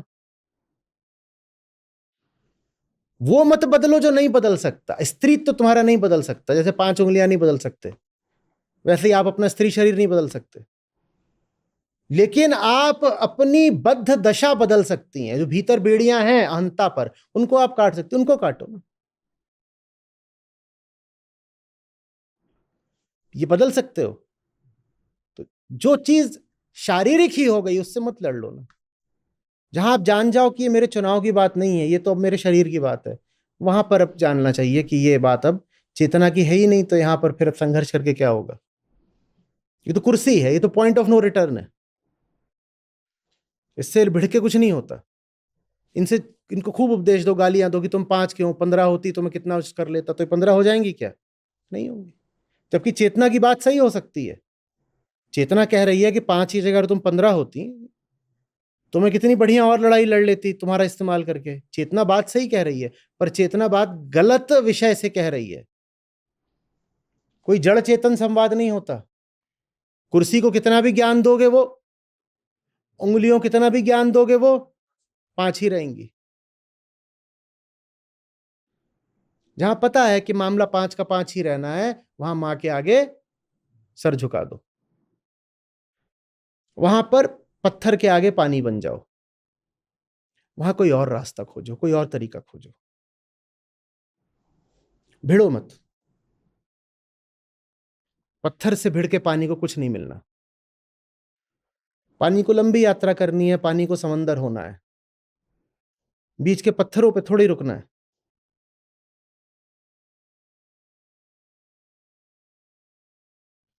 तो ज्ञानी को भी प्रकृति अनुसार ही कर्म करने होंगे।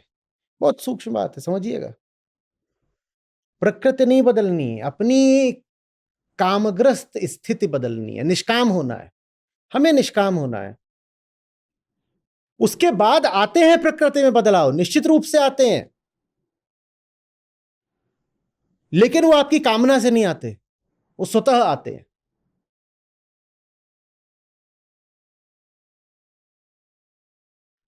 निष्कामियों के आगे ये तथ्य है, इतिहास में और आम जीवन में भी थोड़ी विचित्र घटनाएं घटित देखी जाती हैं, हो जाता है, पर उन्होंने ना चाहा था ना आयोजित करा था, वो स्वतः होने लग जाता है।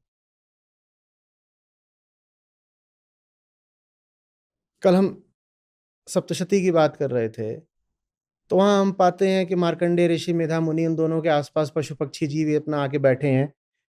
ये होने लग जाता है। उन्होंने कोई आमंत्रण पत्र नहीं भेजे थे कि गौरैया को देना, ये मैना को देना, ये अजगर को देना, ये बुलबुल को देना और ये शेर को देना और ये हिरण, ऐसा थोड़ा है नहीं, पर ये होने लग जाता है। आप जब भीतर से निष्काम होने लग जाते हो तो ऐसा होता है कि अन्य जितने जीव होते हैं उनको पता लगने लग जाता है कि ये ठीक है, इसके पास बैठ जाओ, कुछ नहीं होता। उनको बहुत गहरा प्रशिक्षण मिला हुआ है ना। हम तो जंगल से बाहर आ गए, वो अभी भी प्रकृति की गोद में ही खेल रहे हैं, तो उनको सीधे उस विद्यालय से शिक्षा मिलती है। तो वो शरीर देख करके, आंखें देख करके कुछ कुछ है जो पहचानना जानते हैं।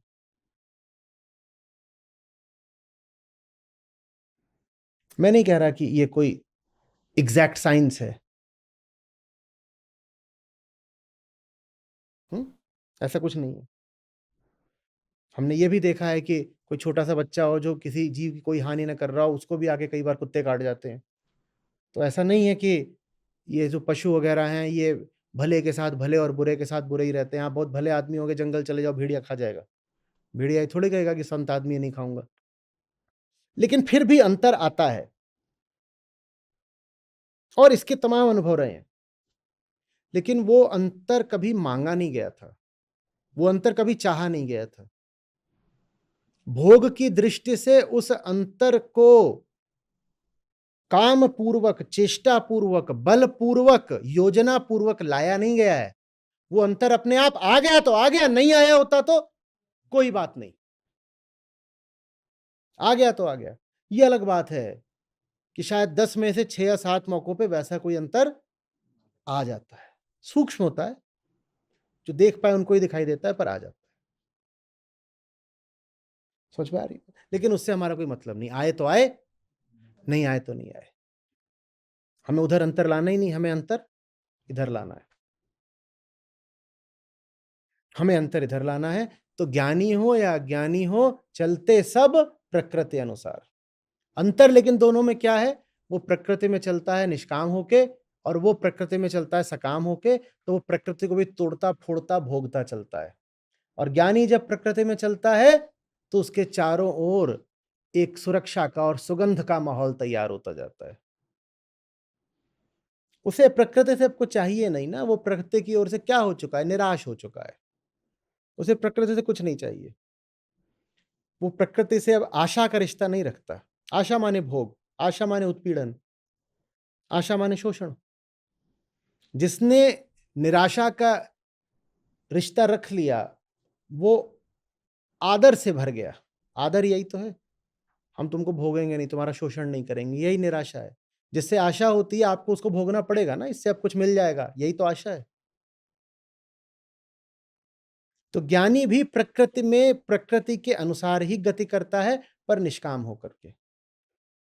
और जो सकामी होता है वो भी प्रकृति में गति करता है, पर कामनाओं का अपना पूरा जलता हुआ गुबार लेकर के। और भीतर जो आग होती है उसी से वो चारों तरफ आग लगाता चलता है, सब तबाह करता चलता है। समझ में आ रही है बात? ये कहाँ जियोगे? प्रकृति के अलावा कहाँ जियोगे? यहाँ देह से बाहर कूद के कौन सुन रहा है हमारी बात, बताओ? कृष्ण को भी अर्जुन को ज्ञान देना था तो देह में ही ला करके दिया उन्होंने। यह आकाशवाणी हुई थी। देह से बाहर यहाँ कौन है? ज्ञान देने वाला भी देही है और ज्ञान लेने वाला भी देही है। तो सब प्रकृति के अंतर्गत ही तो हैं। सबके सब प्रकृति की सीमाओं के अंदर अपना काम कर रहे हैं। निष्काम है बिल्कुल गीता, लेकिन प्रकृति के नियमों का उल्लंघन करके नहीं दी गई है। भाषा का सम्मान किया गया है, समय का सम्मान किया गया है, व्यक्तित्व का सम्मान किया गया है। कुछ तोड़ दिया क्या? कुछ नहीं। ऊंची से ऊंची चेतना की बात भी प्रकृति के नियमों के अंदर दी गई है। पता है कि कुछ ऐसा होता है जो नहीं बदल सकता, ये नियम है, उससे लड़ने उलझने से कोई लाभ नहीं।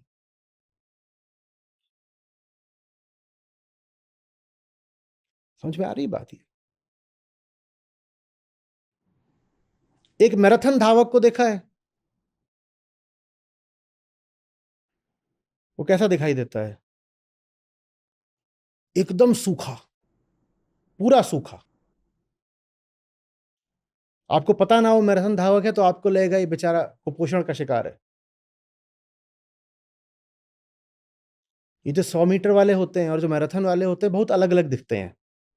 100 मीटर वाले के आपको मांसपेशियां दिखाई देंगी, और ये जो एंड्योरेंस वाले होते हैं ये एकदम ऐसे लकड़ी हो जाते हैं।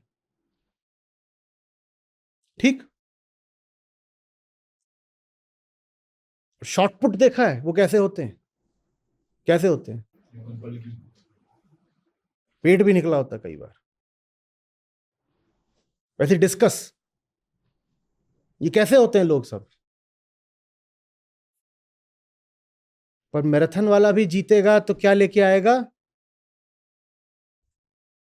और शॉटपुट वाला भी जाएगा तो? दोनों अपने अपने तरीके से ला रहे हैं ना।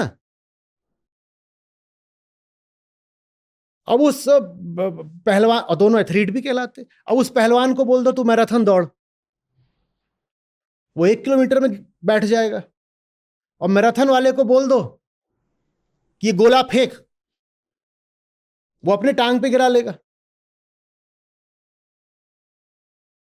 लेकिन दोनों को सही जगह दे दो, दोनों को दोनों की प्रकृति के अनुसार काम करने दो, तो दोनों स्वर्ण पदक लेके आएंगे। अगर स्वर्ण पदक नहीं आ रहा तो इसका मतलब ये नहीं कि उन दोनों में कोई खोट है, इसका मतलब है कि आप उन दोनों से काम गलत करा रहे हो।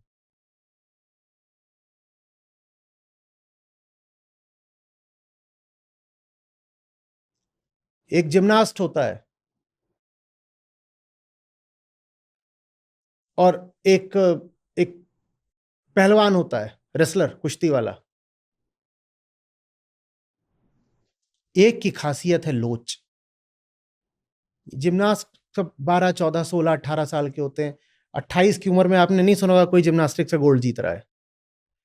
बल्कि जब उनके शरीर का आकार बढ़ने लग जाता है तो उनको दिक्कत हो जाती है, इसीलिए जब वो एकदम बच्चे होते हैं तभी उनको ओलंपिक्स भेज देते हैं। जब उनकी आयु बढ़ने लगती है, शरीर बढ़ने लगता है, तो उनको समस्या होने लगती है कि जिम्नास्टिक्स मतलब लोच, पूरा मुड़ना है, ये करना है। अब तुम उस जिम्नास्ट से पहलवानी करा दो, और पहलवान को, वो ऐसा पहलवान है, उसको बोलो तो जिम्नास्टिक्स करनी है, लटक जा, कुछ नहीं मिलेगा, कुछ भी नहीं मिलेगा। ये तुम प्रकृति से पंगा ले रहे हो। उदाहरण समझना, आप बोल सकते हो कि नहीं ऐसा नहीं है, धीरे धीरे करके हम उस जिम्नास्ट को पहलवान बना देंगे, वो ठीक है। मैं बताना चाहता हूं कि एक पॉइंट ऑफ नो रिटर्न होता है। उदाहरण समझो, कुछ चीजें नहीं बदल सकते तुम, क्योंकि वो इसकी होती हैं, इसकी, वो नहीं बदल सकते। विकेट कीपर कद में जितना छोटा हो उतना अच्छा होता है, क्योंकि उसको झुक के खड़ा होना होता है, पूरे दिन भर वो झुक के खड़ा होता है। विकेट कीपर कैसे खड़ा होता है? लंबा आदमी होगा तो उसका क्या हो जाएगा झुकने में, उसकी पीठ टूट जाएगी, दिन भर झुक के खड़ा होना है। तो जो बहुत कुछ अच्छे विकेट कीपर रहे हैं दुनिया में, सब नहीं पर बहुत सारे, वो कद में छोटे थे, उससे लाभ होता है। और बास्केटबॉल में आप 6 फीट हैं तो आपको घुसने नहीं देंगे वहां पर। 6 से वहां गिनती शुरू होती है, 6.5 फीट से वहां गिनती शुरू होती है। अब तुम वो 7 फीट वाले को विकेट कीपर बना दो, वो जितनी देर में झुकेगा उतनी देर में गेंद निकल जाएगी। यहां तो खट से नीचे आना होता है। अब गेंद आ रही है, डाइविंग कैच लेना है, तुम्हारा हाथ इतनी ऊपर है, क्योंकि तुम 6.5 फीट के थे, हाथ ही नीचे लाते लाते गेंद निकल जाएगी, पीछे चौका हो गया।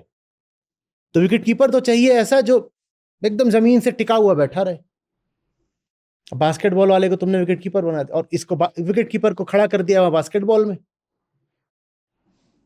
वो लटक भी जाए बास्केट में तो भी बास्केट नहीं होगी।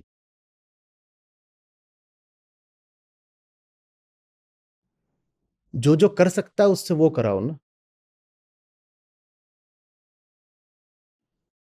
पर कामना अगर बहुत है तो ये नहीं देखोगे कि कुछ चीजें परिवर्तनीय हैं। तुम कहोगे सब कुछ बदलेगा मेरे लिए, मैं ये भी बदल दूंगा, मैं ये भी बदल दूंगा, मैं ये भी बदल दूंगा अपने लिए, क्योंकि मैं ही तो सत्य हूं, मैं ही तो नित्य हूं। मैं नहीं बदलूंगा, सब कुछ बदल दूंगा, तुम ये भी बदल लो।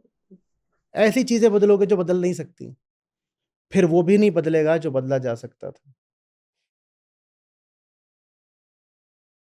जो नहीं हो सकता वो करने के प्रयास में वो भी होने से रह जाएगा जो हो सकता था।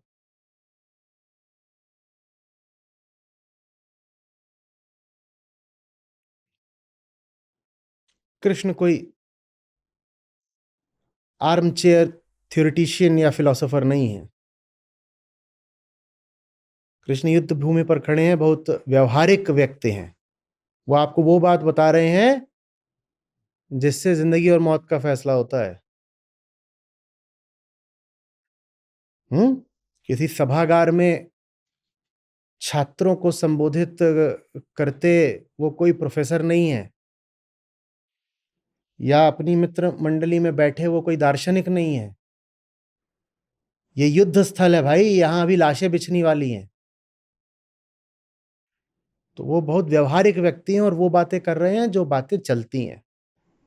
हवा हवाई बातें नहीं कर रहे, ये कर दो वो कर दो, ऐसा है वैसा है।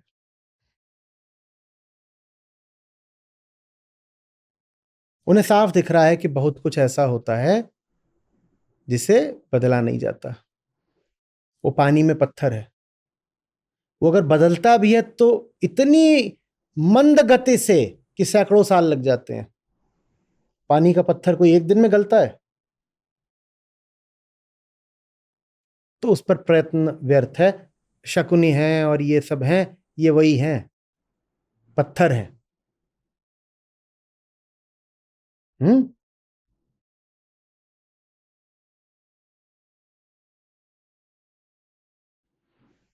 तुम उन्हें क्या कष्ट दो, वो स्वयं ही जब नष्ट हैं। ये नष्ट हैं।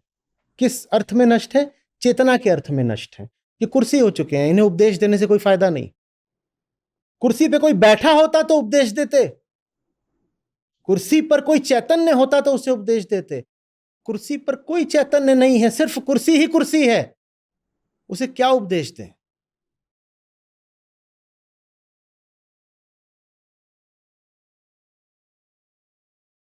समझ में आ रही है बात? ये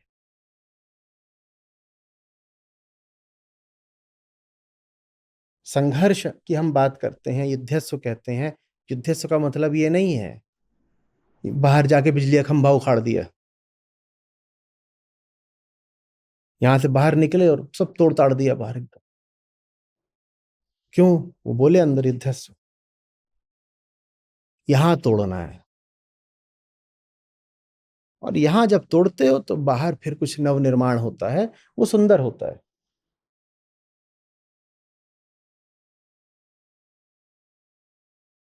समझ में आ रही बात है?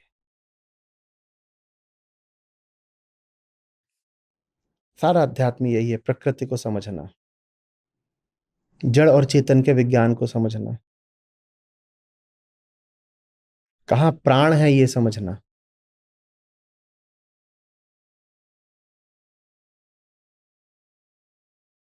हम्म और अपनी ऊर्जा को बचा के रखना। व्यर्थ युद्धों में ऊर्जा नहीं लगानी है। जो युद्ध ऐसे ही है, छोटे मोटे बाहरी सतही, उन युद्धों में भिड़ नहीं जाना है।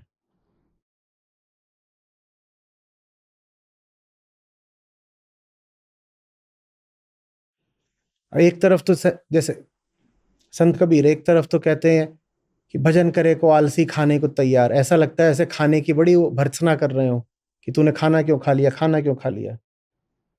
पर यह भी पता है कि भूखे भजन न होए गोपाला। तो क्यों अपने पेट से लड़ रहे हो? अपने पेट से लड़के कोई जीता है? तो फिर वही अन्यत्र कहते हैं संत कबीर साहब कि जब पेट में डमरू बजने लगे बिल्कुल, तो उसको वैसे ही रोटी डाल दो जैसे दरवाजे के कुत्ते को डाली जाती है, क्योंकि उसको रोटी नहीं डालोगे तो भौंकेगा बहुत जोर से। ये पेट भी कुत्ता है, इसको रोटी नहीं डालो तो ये भौंकता है। ये भौंकेगा तो तुम्हारा ध्यान भंग करेगा, तो इसलिए इसको रोटी डाल दिया करो, इससे लड़ने से कोई लाभ नहीं। ये ज्ञानी की पहचान है। जहां वो जान जाता है लड़ने से कोई लाभ नहीं, वहां नहीं लड़ता वो। उसे बड़ी लड़ाइयां लड़नी है, युद्धस्व का मतलब ये है, बड़ी लड़ाई। छोटी मोटी चीजों पे नहीं लड़ जाते हैं। फिर अध्यात्म का मतलब ये सुबह 4 बजे उठ के नहाना है। अब ठंड आ रही है, सुबह 4 बजे नहाने गए थे, अकड़ गए वहीं पर। उसके बाद बिस्तर पे लिटा करके आयरनिंग करी जा रही है,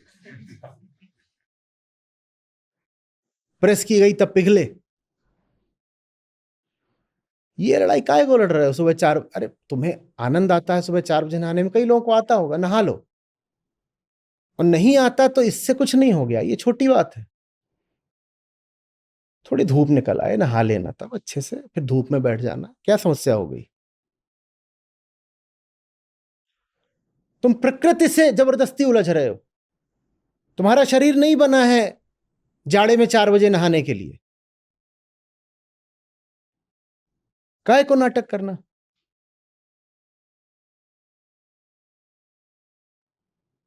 मैं धोखेबाज आदमी को उसके बड़े बड़े वादों से पहचान लेता हूं।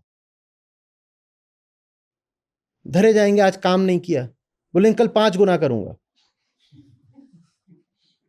आज माफ कर दीजिए, आज कोई दंड नहीं, कल 5 गुना करूंगा। मैं कहता हूं तू कल का 5 गुना छोड़, आज 2 गुना रख दे बस सामने। क्या दंड? जितना लगना था उससे दूना रख दे। एक तो ये कि आज कुछ नहीं किया, दूसरा कि धोखा देने वाला था। जब तू आज आज के काम का आधा नहीं कर पाया, तो कल आज के काम का 5 गुना कैसे कर देगा? आदमी तो तू वही है। जो चीज बदल नहीं सकते तुम उसे कैसे बदल दोगे? तुम्हारी नींद वैसी ही रहने वाली है जैसी आज है, लेकिन तुम आकर के मुझे वादा कर रहे हो कि कल तो मैं 28 घंटे जगूंगा। तुम अभी दिन में 14 घंटे नहीं जग पाते, रोज कम से कम 10 घंटे तुम्हें चाहिए सोने के, और वादा कर रहे हो कि कल 14 नहीं 28 घंटे जगूंगा। तुम बहुत धोखेबाज आदमी हो।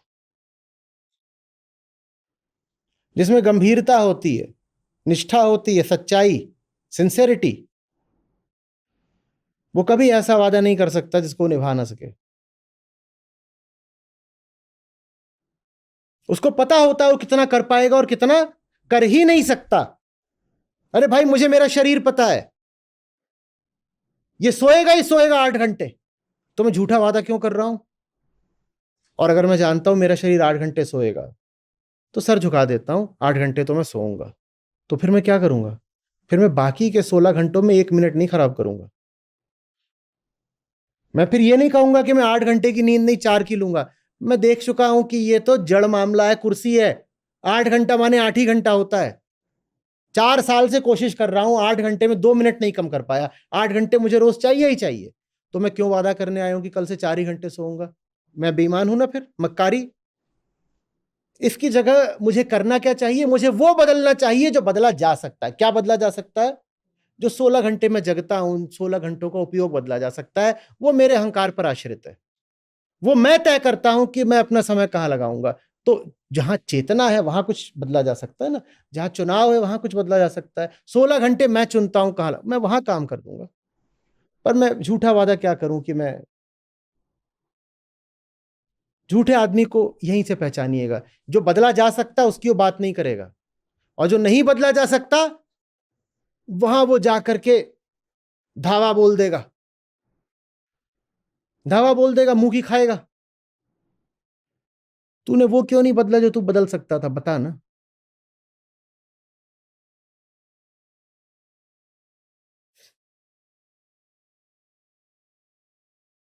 आज मैंने आपको जहर खिला दिया, कोई कल मैं अब 2 दिन तक खाना नहीं खाऊंगा।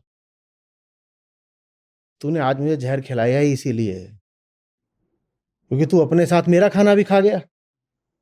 और मैंने जब मांगा तो मुझे 2 दिन पुराना सड़ा हुआ दे दिया जहर खाना। आज तू ऐसा आदमी है जो अपने साथ साथ मेरा भी खा गया।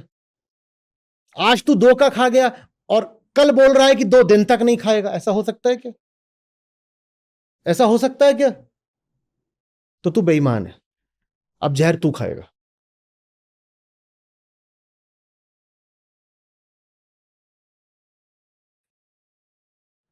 तुझमें ईमानदारी होती तू साफ बोलता कि देखिए तो मैं जान गया हूं कि जब तक मैं एकदम परात भर के नहीं खाता तब तक मेरा चलता नहीं, तो वो मैं खा लूंगा, वो मैं अपना कर लेता हूं, उसके बाद लेकिन मैं जम के करूंगा।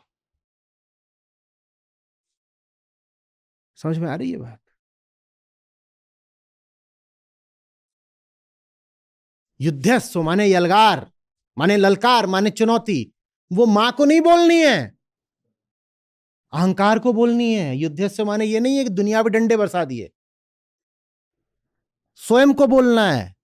ललकार स्वयं के विरुद्ध है, और दुनिया माने अपना पेट भी दुनिया है। जब मैं कह रहा हूं मैं, तो उससे आशय चेतना, ये पेट माने मैं नहीं होता, तो पेट भी दुनिया है। पेट अगर भोजन मांगता है तो मांगता है, भाई तुम्हें देना पड़ेगा। और अन्य भी शारीरिक चीजें होती हैं, वो मांगेगा शरीर, वहां तुम भिड़ जाओ, नहीं दूंगा नहीं दूं, कब तक नहीं दोगे? फिर बेईमान बनोगे और क्या करोगे? कपड़े नहीं पहनो, कपड़े नहीं पहनेंगे, कब तक नहीं पहनोगे? फिर चुरा के पहनोगे, छुप छुप के पहनोगे।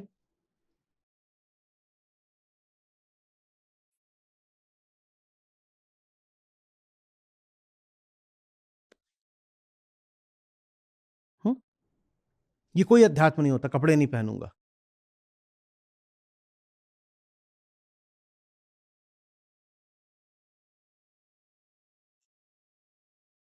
समझ में आ रही है बात?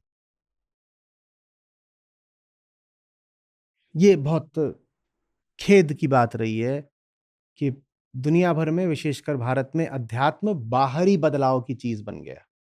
और बाहरी अधिकांश वो बदलाव जो पहली बात तो लाए नहीं जा सकते, और अगर किसी कदर ले भी आओ तो उससे कोई लाभ नहीं होना है। और लोग बड़े संतुष्ट हो गए क्योंकि बाहर का बदलाव स्थूल होता है, वो आंखों से दिखता है, वो प्रमाण की तरह दूसरों के सामने भी रखा जा सकता है कि देखो हम ये बदलाव लेकर के आए, हम आदरणीय आदमी है, चलो पांव छुओ और पैसा दो, पैसा दो, हम आदरणीय आदमी है। भीतरी बदलाव का कोई प्रमाण तो होता नहीं, तो सूक्ष्म है, और भीतर ये कहां से दिखाओगे किसी को? जब किसी को दिखा नहीं सकते तो उससे कैसे बोलोगे कि सम्मान दो या ये दो या पैसा दो? कैसे बोलोगे? तो बाहरी बदलाव बहुत सारे ले आ दो। बाहरी बदलाव किसी का ये है कि बाल एकदम बढ़ा लिए, किसी का ये है कि बाल एकदम साफ कर दिए, किसी की मूछें बहुत लंबी होनी चाहिए, किसी की होनी ही नहीं चाहिए, कोई कम से कम 10 तरह के पहनेगा कपड़े, कोई पहनेगा ही नहीं। अब ये सब बातें बाहरी हैं, और ये परिवर्तन सस्ते हैं, और ये परिवर्तन प्रकट हैं। तो पहली बात तो सस्ते हैं, दूसरे प्रकट हैं, तो इनका लाभ मिलता है सबको दिखा करके। बाहरी क्या तुम दिखा रहे हो, ये कर दिया वो कर दिया? हम्म?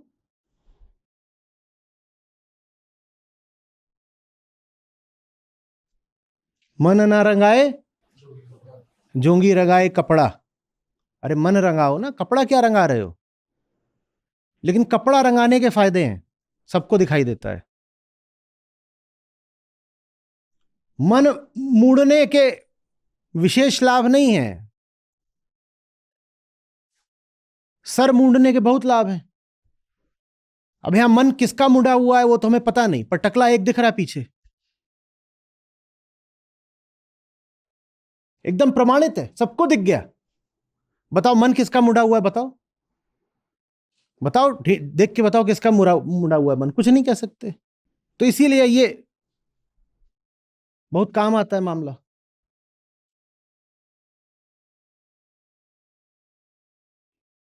तो ज्ञानियों ने कहा मन को काहे न मूंढते जामे भरे विकार। यहां क्या था? जुएं थी जो सर मुड़ा के आ गए। विकार तो सारे कहां थे? मन में थे, उसको काहे नहीं मूंढते? आज कृष्ण यही समझा रहे हैं। यहां क्या करोगे मूंढ के? ये तो मां के दिए हुए बाल हैं, फिर आ जाएंगे। ये तो मां का काम है, तुम एक बार मूंढ दोगे, मां फिर खड़ा कर देगी बाल। वहां क्यों लड़ रहे हो? गलत जगह पंगा ले रहे हो।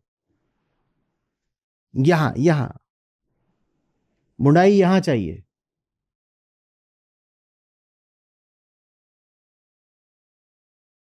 समझ रहे? तो जो ज्ञानी के भेष में अज्ञानी है, शेर कि खाल पहन के गधवा, वही खेत वाला, उसको कैसे पहचानना है? ऐसे ही वो लगा होगा सब बाहरी बदलाव करने में, खाल डाल लेने में, शेर की खाल डाल लो बाहर बाहर से। और ज्ञानी कहता है बाहर जैसा भी है सब ठीक है, बाहर जैसा भी सब ठीक है, हम क्या बदलें? ये तो माँ का कार्यक्रम है, कभी कुछ चलता उसमें, कभी कुछ चलता, हम उसमें बहुत नहीं रहते। अशावकर कह रहे थे अव्रती, हम क्या व्रत रखे? माँ ने जो दे दिया वो ले लेंगे, हमारा क्या व्रत, हमारी क्या कामना, हमारा क्या संकल्प?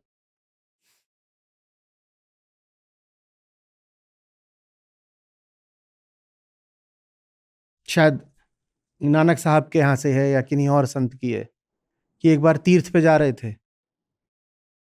या शायद सूफियों के यहां से है, तो बोले जब तक तीर्थ नहीं हो जाता तब तक खाएंगे नहीं, व्रत रख के चले।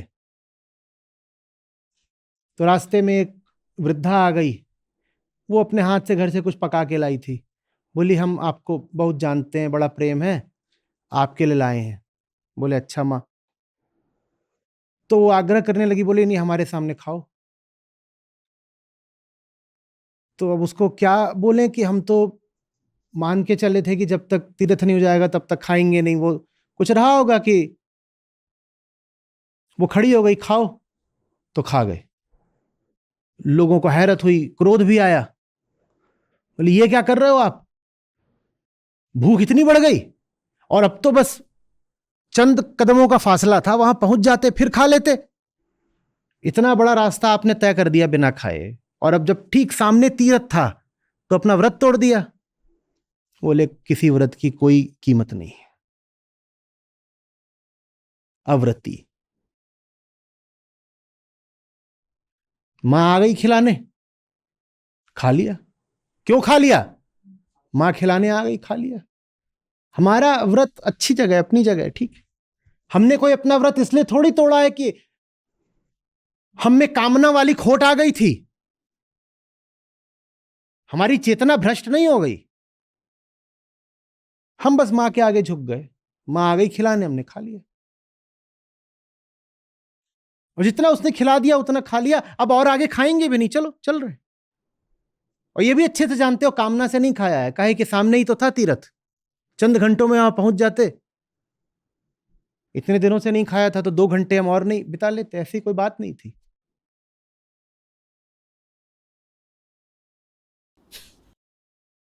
अव्रति ये ज्ञानी की निशानी है, वो प्रकृति के प्रति अव्रति हो जाता है। और इसको जो अधकचरे धार्मिक लोग होते हैं वो इसको अधार्मिकता समझते हैं, वो कहते हैं देखो इसमें संकल्प की कमी है, इसमें निष्ठा की कमी है। ये उसकी निष्ठा की कमी नहीं है, ये उसके ज्ञान का अतिरेक है। वो जान गया है कि जो भी संघर्ष करना है अपने खिलाफ करना है, मां से नहीं करना है।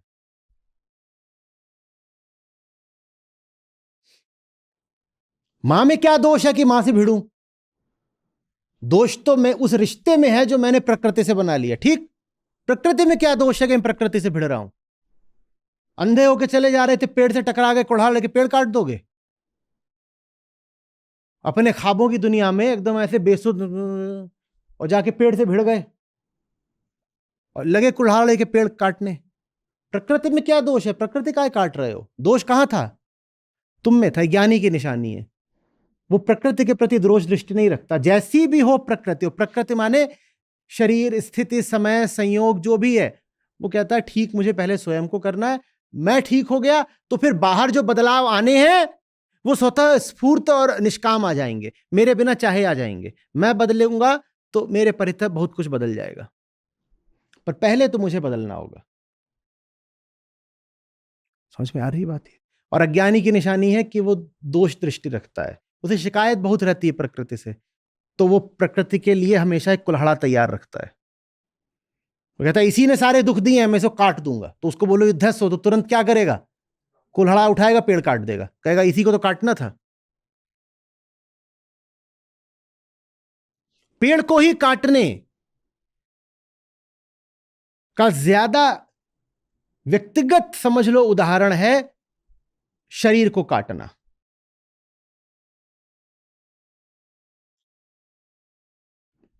तो शरीर को सुखाना है, शरीर को तरह तरह के दंड देने हैं, ये करना है वो करना है। शरीर भी तो क्या है?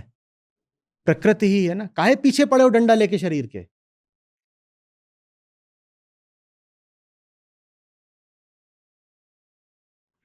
दूसरों के शरीर को पीड़ा देना हिंसा बोलते हो, अपने शरीर को पीड़ा देना क्या है फिर? तुम्हारे शरीर को दूसरा पीड़ा देते बोलोगे हिंसक है, अपने शरीर को स्वयं ही पीड़ा दे रहे हो, वो क्या है? तो तुम हिंसक कैसे नहीं हुए? दोष शरीर का नहीं था, दोष तुम्हारी दूषित चेतना का था, दोष तुम्हारी कामांध चेतना का था।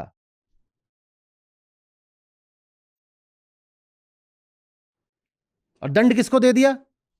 शरीर को।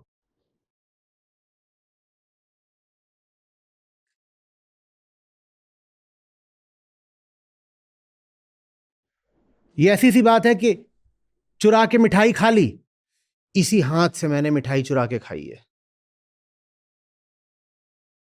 लाओ रे चाकू लाओ। हाथ ने क्या करा है? बल्कि जो तुम्हारी पूरी चेतना है, तुम उसको माफी दिए दे रहे हो अपने हाथ को सजा देकर। एक आध दो दिन रुक जाओ, दूसरा हाथ भी काटना पड़ेगा, क्योंकि चेतना तो वही है जैसी पहले थी, फिर पांव भी कटेगा अभी। मिठाई जीभ ने खाई थी, हाथ पांव तो काट ही रहे हो, लगे हाथ उसको भी काटी तो जीभ को। और गर्दन से नीचे उतरी थी मिठाई, तो हम तो कह रहे गर्दन भी साफ ही करो, सब कुछ साफ कर दो, हाथ पांव गर्दन जबान, बस चेतना साफ मत करना। कभी दूसरों को सजा दे लो, कभी स्वयं को सजा दे लो, बस मन साफ मत करना। ज्ञानी की निशानी है वो सही युद्ध लड़ता है। और जब आप सही युद्ध लड़ते हो तो आप पाते हो प्रकृति से आपको सहयोग मिल रहा है। और जब प्रकृति के ही खिलाफ भिड़ जाओगे तो सहयोग कहां से लाओगे? प्रकृति तो उपाय है, संसाधन है, विधि है, रास्ता है। सही लड़ाई लड़ो तो प्रकृति सहायक हो जाती है। ऊंची चेतना की निशानी यह है कि वो प्रकृति के हर तत्व का सही स्थान और सही उपयोग जानती है। वो किसी भी तत्व को निकृष्ट नहीं ठहराती, न किसी तत्व की निंदा भर्त्सना करती है। वो ये खोजती है कि इसका सही स्थान क्या है।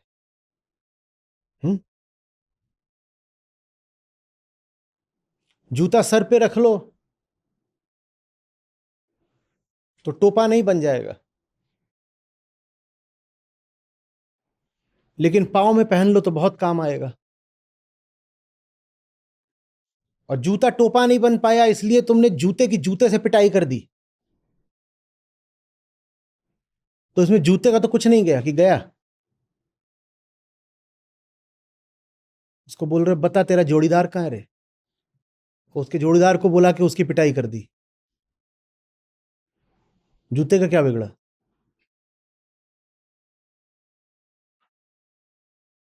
तुम जूते को सर पे पहनो, मोजा चौड़ा करके मुंडी डाल दो उसमें, और रुमाल को पांव में बांध लो। इसमें इन बेचारों की क्या गलती है कि है? और कहो कि वो बदल नहीं रहा है, बदलना पड़ेगा उसको। वो बदल नहीं रहा, ये उसका अहंकार है। वो उसका अहंकार कहाँ है? जड़ चीजों में क्या अहंकार होता है? बोलो नहीं बदलते हैं, कैसे बदलते? वो कच्छे में इलास्टिक था, देखो इतना चौड़ा हो गया, तो बदला जा सकता है। जूते में थोड़ा ही है, वो जूता है। तुम कुछ भी कर लो, वो टोपा हैट नहीं बनेगा। कि बनेगा?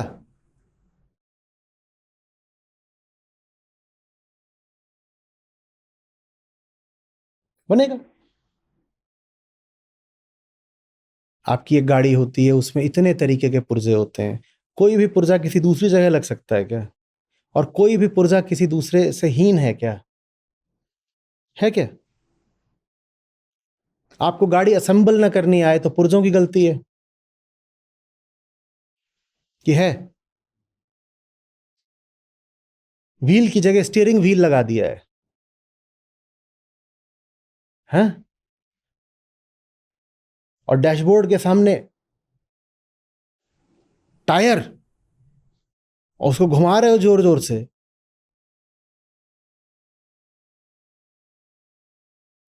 और फिर बोल रहे हो ये कंपनी चोर है। कितना कमजोर पहिया बनाया था, देखो टूट गया। और जैक लगाते हैं तो हॉर्न बजता है।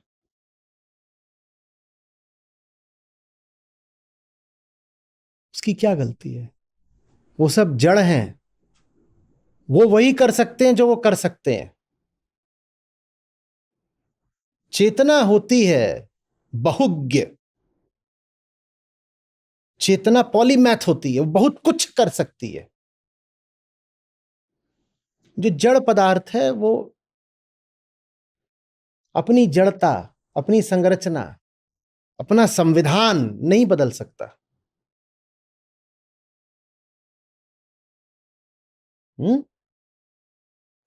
उनको ऐसे कह दो कि वो भी एक तरह से चेतन है, माँ के बच्चे हैं, और बस माँ ने जो बोल दिया उतना ही करते हैं। माँ ने क्या बोल दिया? Don't talk to strangers.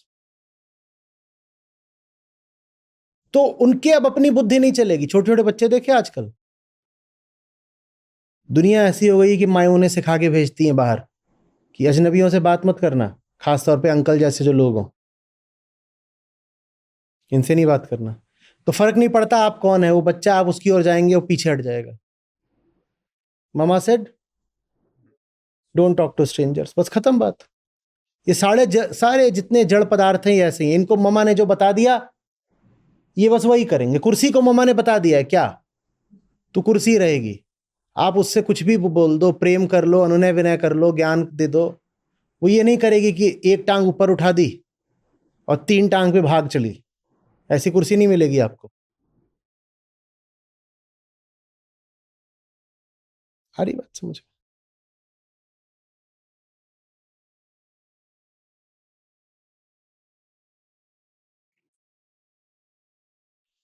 तो ज्ञानी और अन्य प्राणी सब अपनी अपनी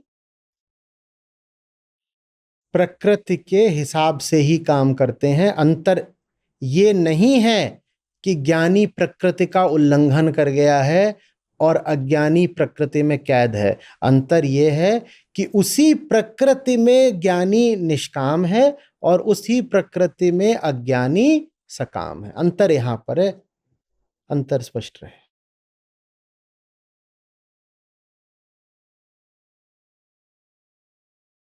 समझ में आ रही है बात? ये जब आप खेलने जाते हो ना, तो आपके खासतौर पर टूर्नामेंट वगैरह आप कुछ भी खेल रहे हो, तो एक चीज जो आपके कोच आपसे कई बार बोलते हैं वो होती है play within your self. इसका मतलब जानते हैं आप? जो नहीं कर सकते हो वो करने की कोशिश मत करो, और बुरा हारोगे। Play within your self.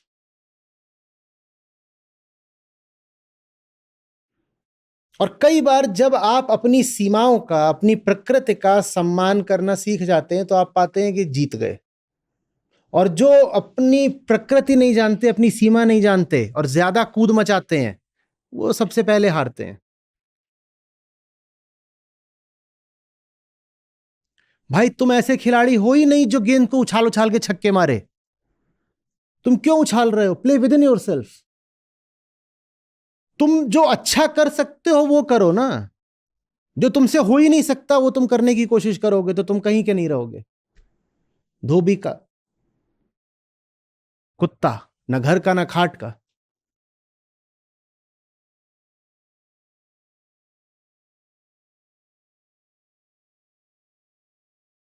हम्म। अब ये सब मैंने बोल दिया है, मुझे डर लग रहा है कि कहीं ये सारी बातें हैं ये कायरता की खुराक ना बन जाए।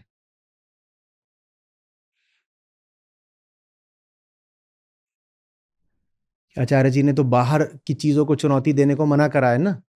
तो बाहर कोई आके अपमान कर रहा है, बाहर आके कोई सही काम भी करने से रोक रहा है, तो आचार्य जी ने कहा युद्धस्व मत करना, वो तो भीतर करना होता है। बाहर चुनौती मूर्ख देते हैं, तो बाहर कोई थप्पड़ भी मार गया तो क्या चुनौती देनी, हम तो पानी है। हमें पत्थर भी मार लोगे तो हम थोड़ी कुछ प्रतिवाद करेंगे। हम मुस्कुरा रहे हैं। उसने पूछा मुस्कुरा काय कर रहा है, तो बोल रहे हैं लाउत्जू। अब उसको पता ही नहीं लाउत्जू कौन है, बहुत खुश हो रहे हैं।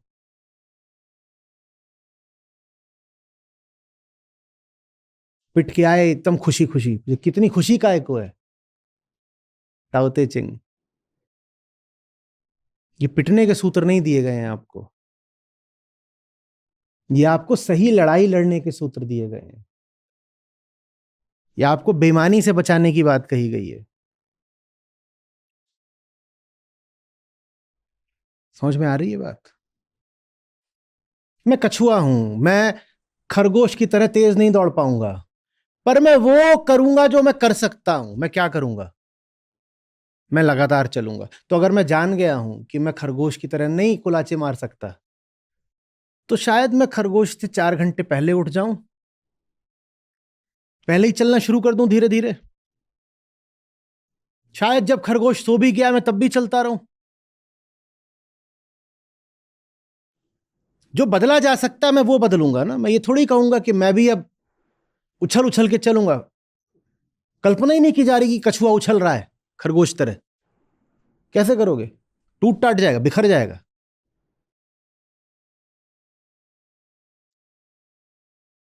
हुँ?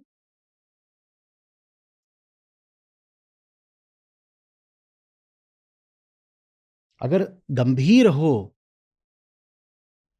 मुक्ति की लड़ाई में, तो उसको मजाक की तरह थोड़ी लोगे।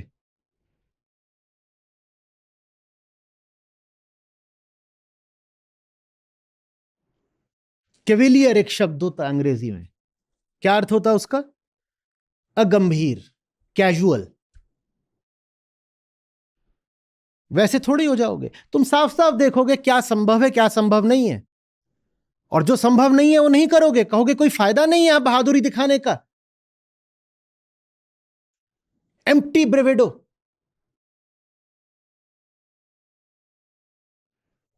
जो हो सकता है वो करेंगे ना।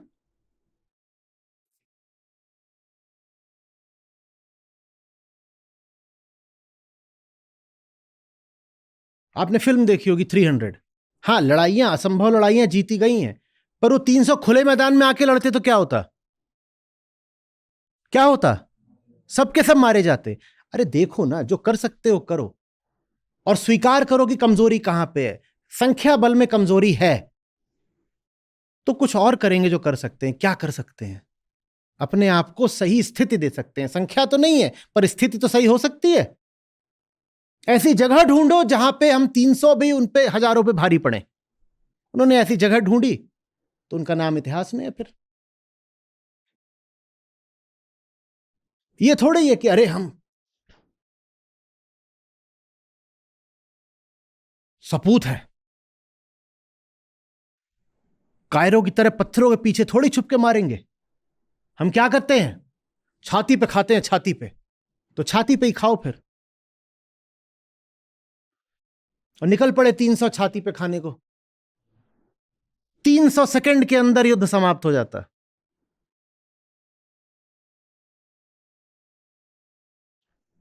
कि ज्यादा समय लगता। वैसे ही आपने वो केसरी फिल्म देखी होगी, वो मुट्ठी भर सिख, वो क्यों टिक पाए?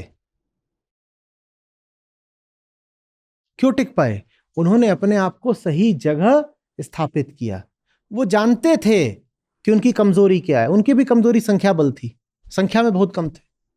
वो भी अगर कहते कि दुर्ग से नीचे उतरो सब, और कूद के सामने वो जितने वो अफगान पठान जो भी थे, जाके उनसे भिड़ जाओ, 2 मिनट में सब समाप्त हो जाता।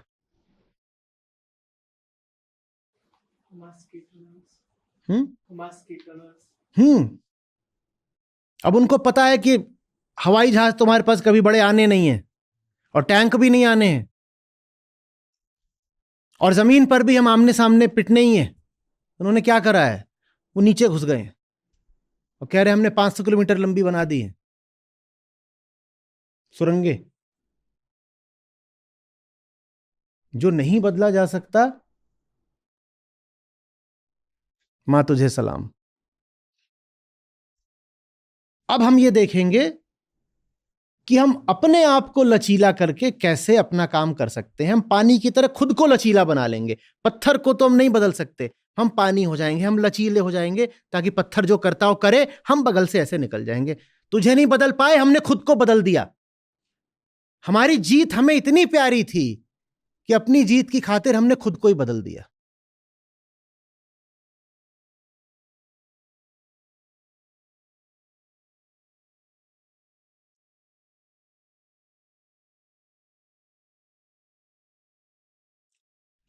आप अड़ते हो ना जब, तो सत्य के लिए नहीं अड़ते, आप अड़ते हो अहंकार के लिए। आदमी वो है जो सत्य के लिए झुकना भी और मिटना भी स्वीकार कर ले, पानी की तरह। पत्थर से पत्थर भिड़ते हैं, ये दोनों इसलिए थोड़ी भिड़ रहे हैं कि इन्हें अपनी मंजिलों से प्यार है। पानी में एक पत्थर बहता हुआ आ गया, सामने बड़ी चट्टान थी, वो उससे भिड़ गया। ये जो बहता हुआ पत्थर आया है, इसे अगर समुंदर से प्यार होता तो क्या ये भिड़ा रहता? ये क्या करता? ये भी कहता मैं बगल से निकल के जा रहा हूं भाई। इसे समुंदर से ज्यादा अपने अहंकार से प्यार था, तो इसने भिड़ने में सारा समय खराब कर दिया। इसे समुंदर से ज्यादा प्यार, इसे अपनी मंजिल से ज्यादा प्यार स्वयं से था। जिसे मंजिल से प्यार होता है, वो रास्तों का उपयोग उलझने के लिए नहीं, आगे बढ़ने के लिए करता है। रास्तों में दोनों काम हो सकते हैं ना, तो उलझ जाओ या आगे बढ़ जाओ।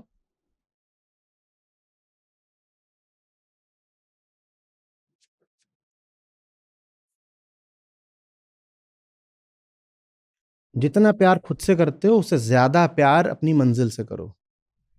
यही सूत्र है।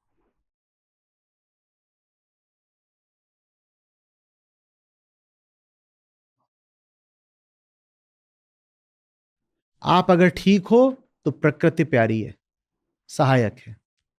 आप अगर ठीक नहीं हो तो प्रकृति दुश्मन है, फिर उससे जिंदगी भर लड़ोगे।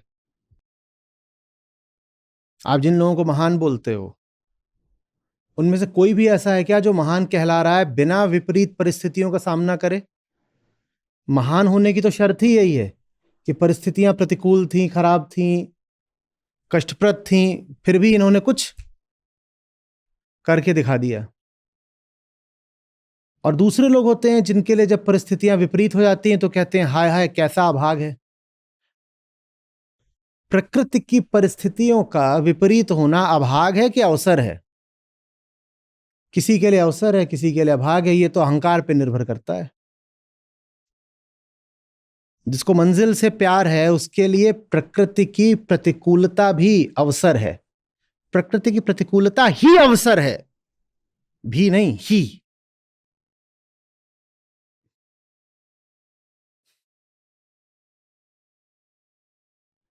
अगर प्रकृति प्रतिकूल ना हो तो तुम महान कैसे हो जाओगे?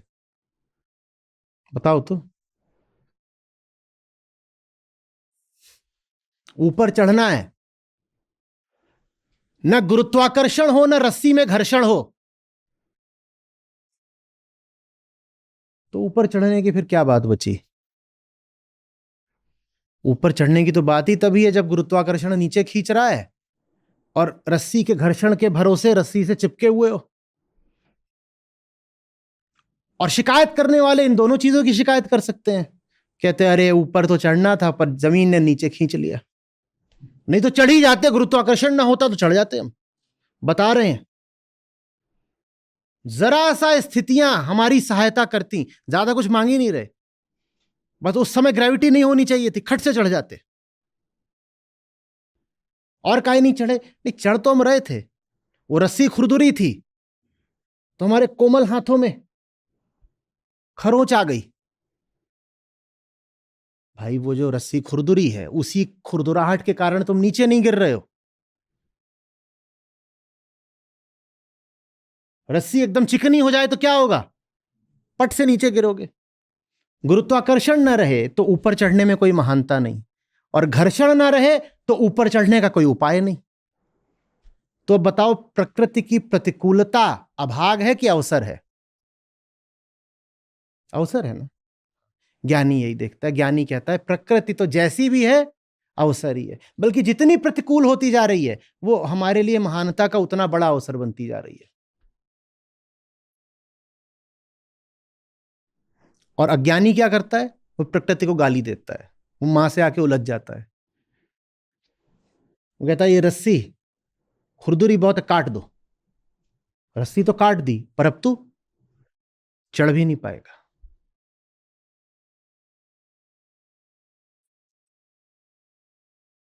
कुछ आ रही बात समझ में?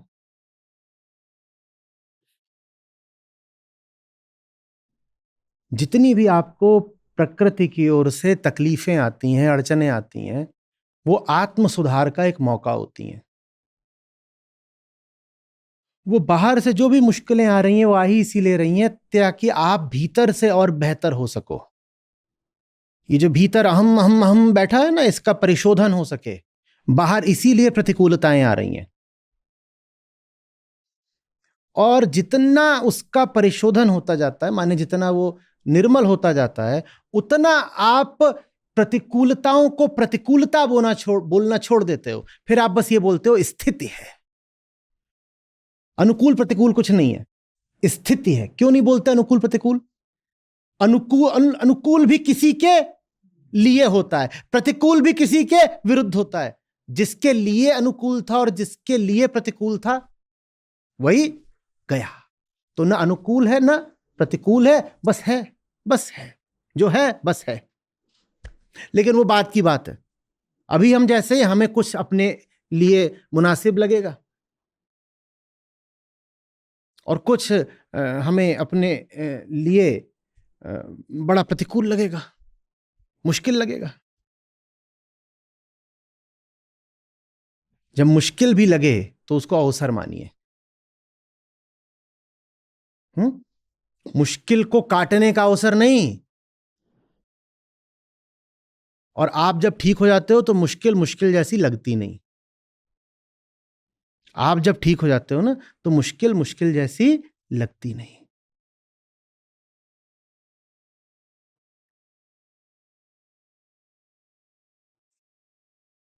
मुश्किल आपको ठीक करने आई है। आपका काम मुश्किल में मुश्किल को काटना नहीं है, आपका काम मुश्किल में खुद को काटना है। गाड़ी चलाने निकले हैं, स्टीयरिंग घुमानी आती नहीं, गड्ढा आ गया सामने, तो डिक्की में फावड़ा रख के चले थे। जा करके मिट्टी खोदी, गड्ढा भरा, फिर आगे बढ़े। वो गड्ढा इसलिए थोड़ी आया था कि तुम उसमें मिट्टी भर दो, वो इसलिए आया था कि तुम स्टीयरिंग घुमाना सीखो। और तुमने अगर गड्ढे को भर दिया और खोपड़े को नहीं भरा तो 100 मीटर पे अगला गड्ढा है, फिर एक और गड्ढा है। उस गड्ढे को नहीं, इस गड्ढे को ठीक करना है। वो गड्ढा इसलिए आया है ताकि ये गड्ढा ठीक हो जाए, और गए हैं उस गड्ढे को भरने फावड़ा लेकर के। उस मुश्किल से बाद में लड़ना, इस मुश्किल से पहले लड़ो।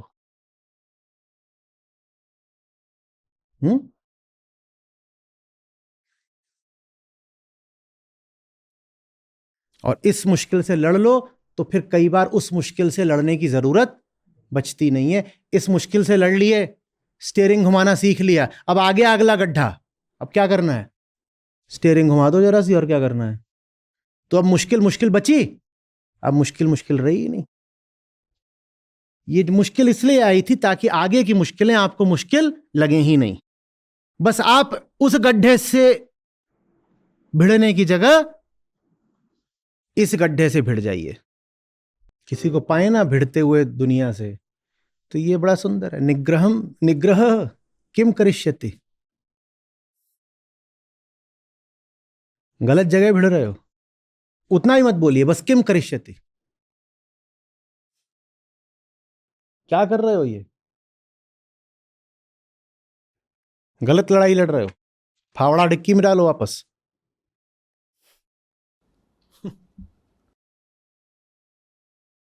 सदृशम चेष्टते स्वस्याः प्रकृतेर्ज्ञानवानपि प्रकृतिम यान्ति भूतानि निग्रहः किम करिष्यति।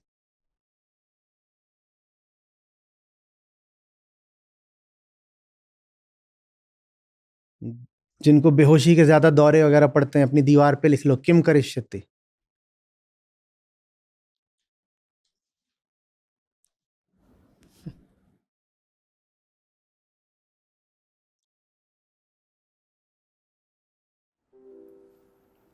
ज्ञानी निष्कामी अपार, मूढ़ अचेत करे व्यापार।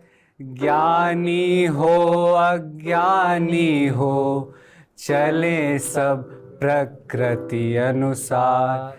ज्ञानी निष्कामी अपार, मूढ़ अचेत करे व्यापार। ज्ञानी हो अज्ञानी हो, चले सब प्रकृति अनुसार। ज्ञानी निष्कामी अपार, मूढ़ अचेत करे व्यापार। ज्ञानी हो अज्ञानी हो, चले सब प्रकृति अनुसार।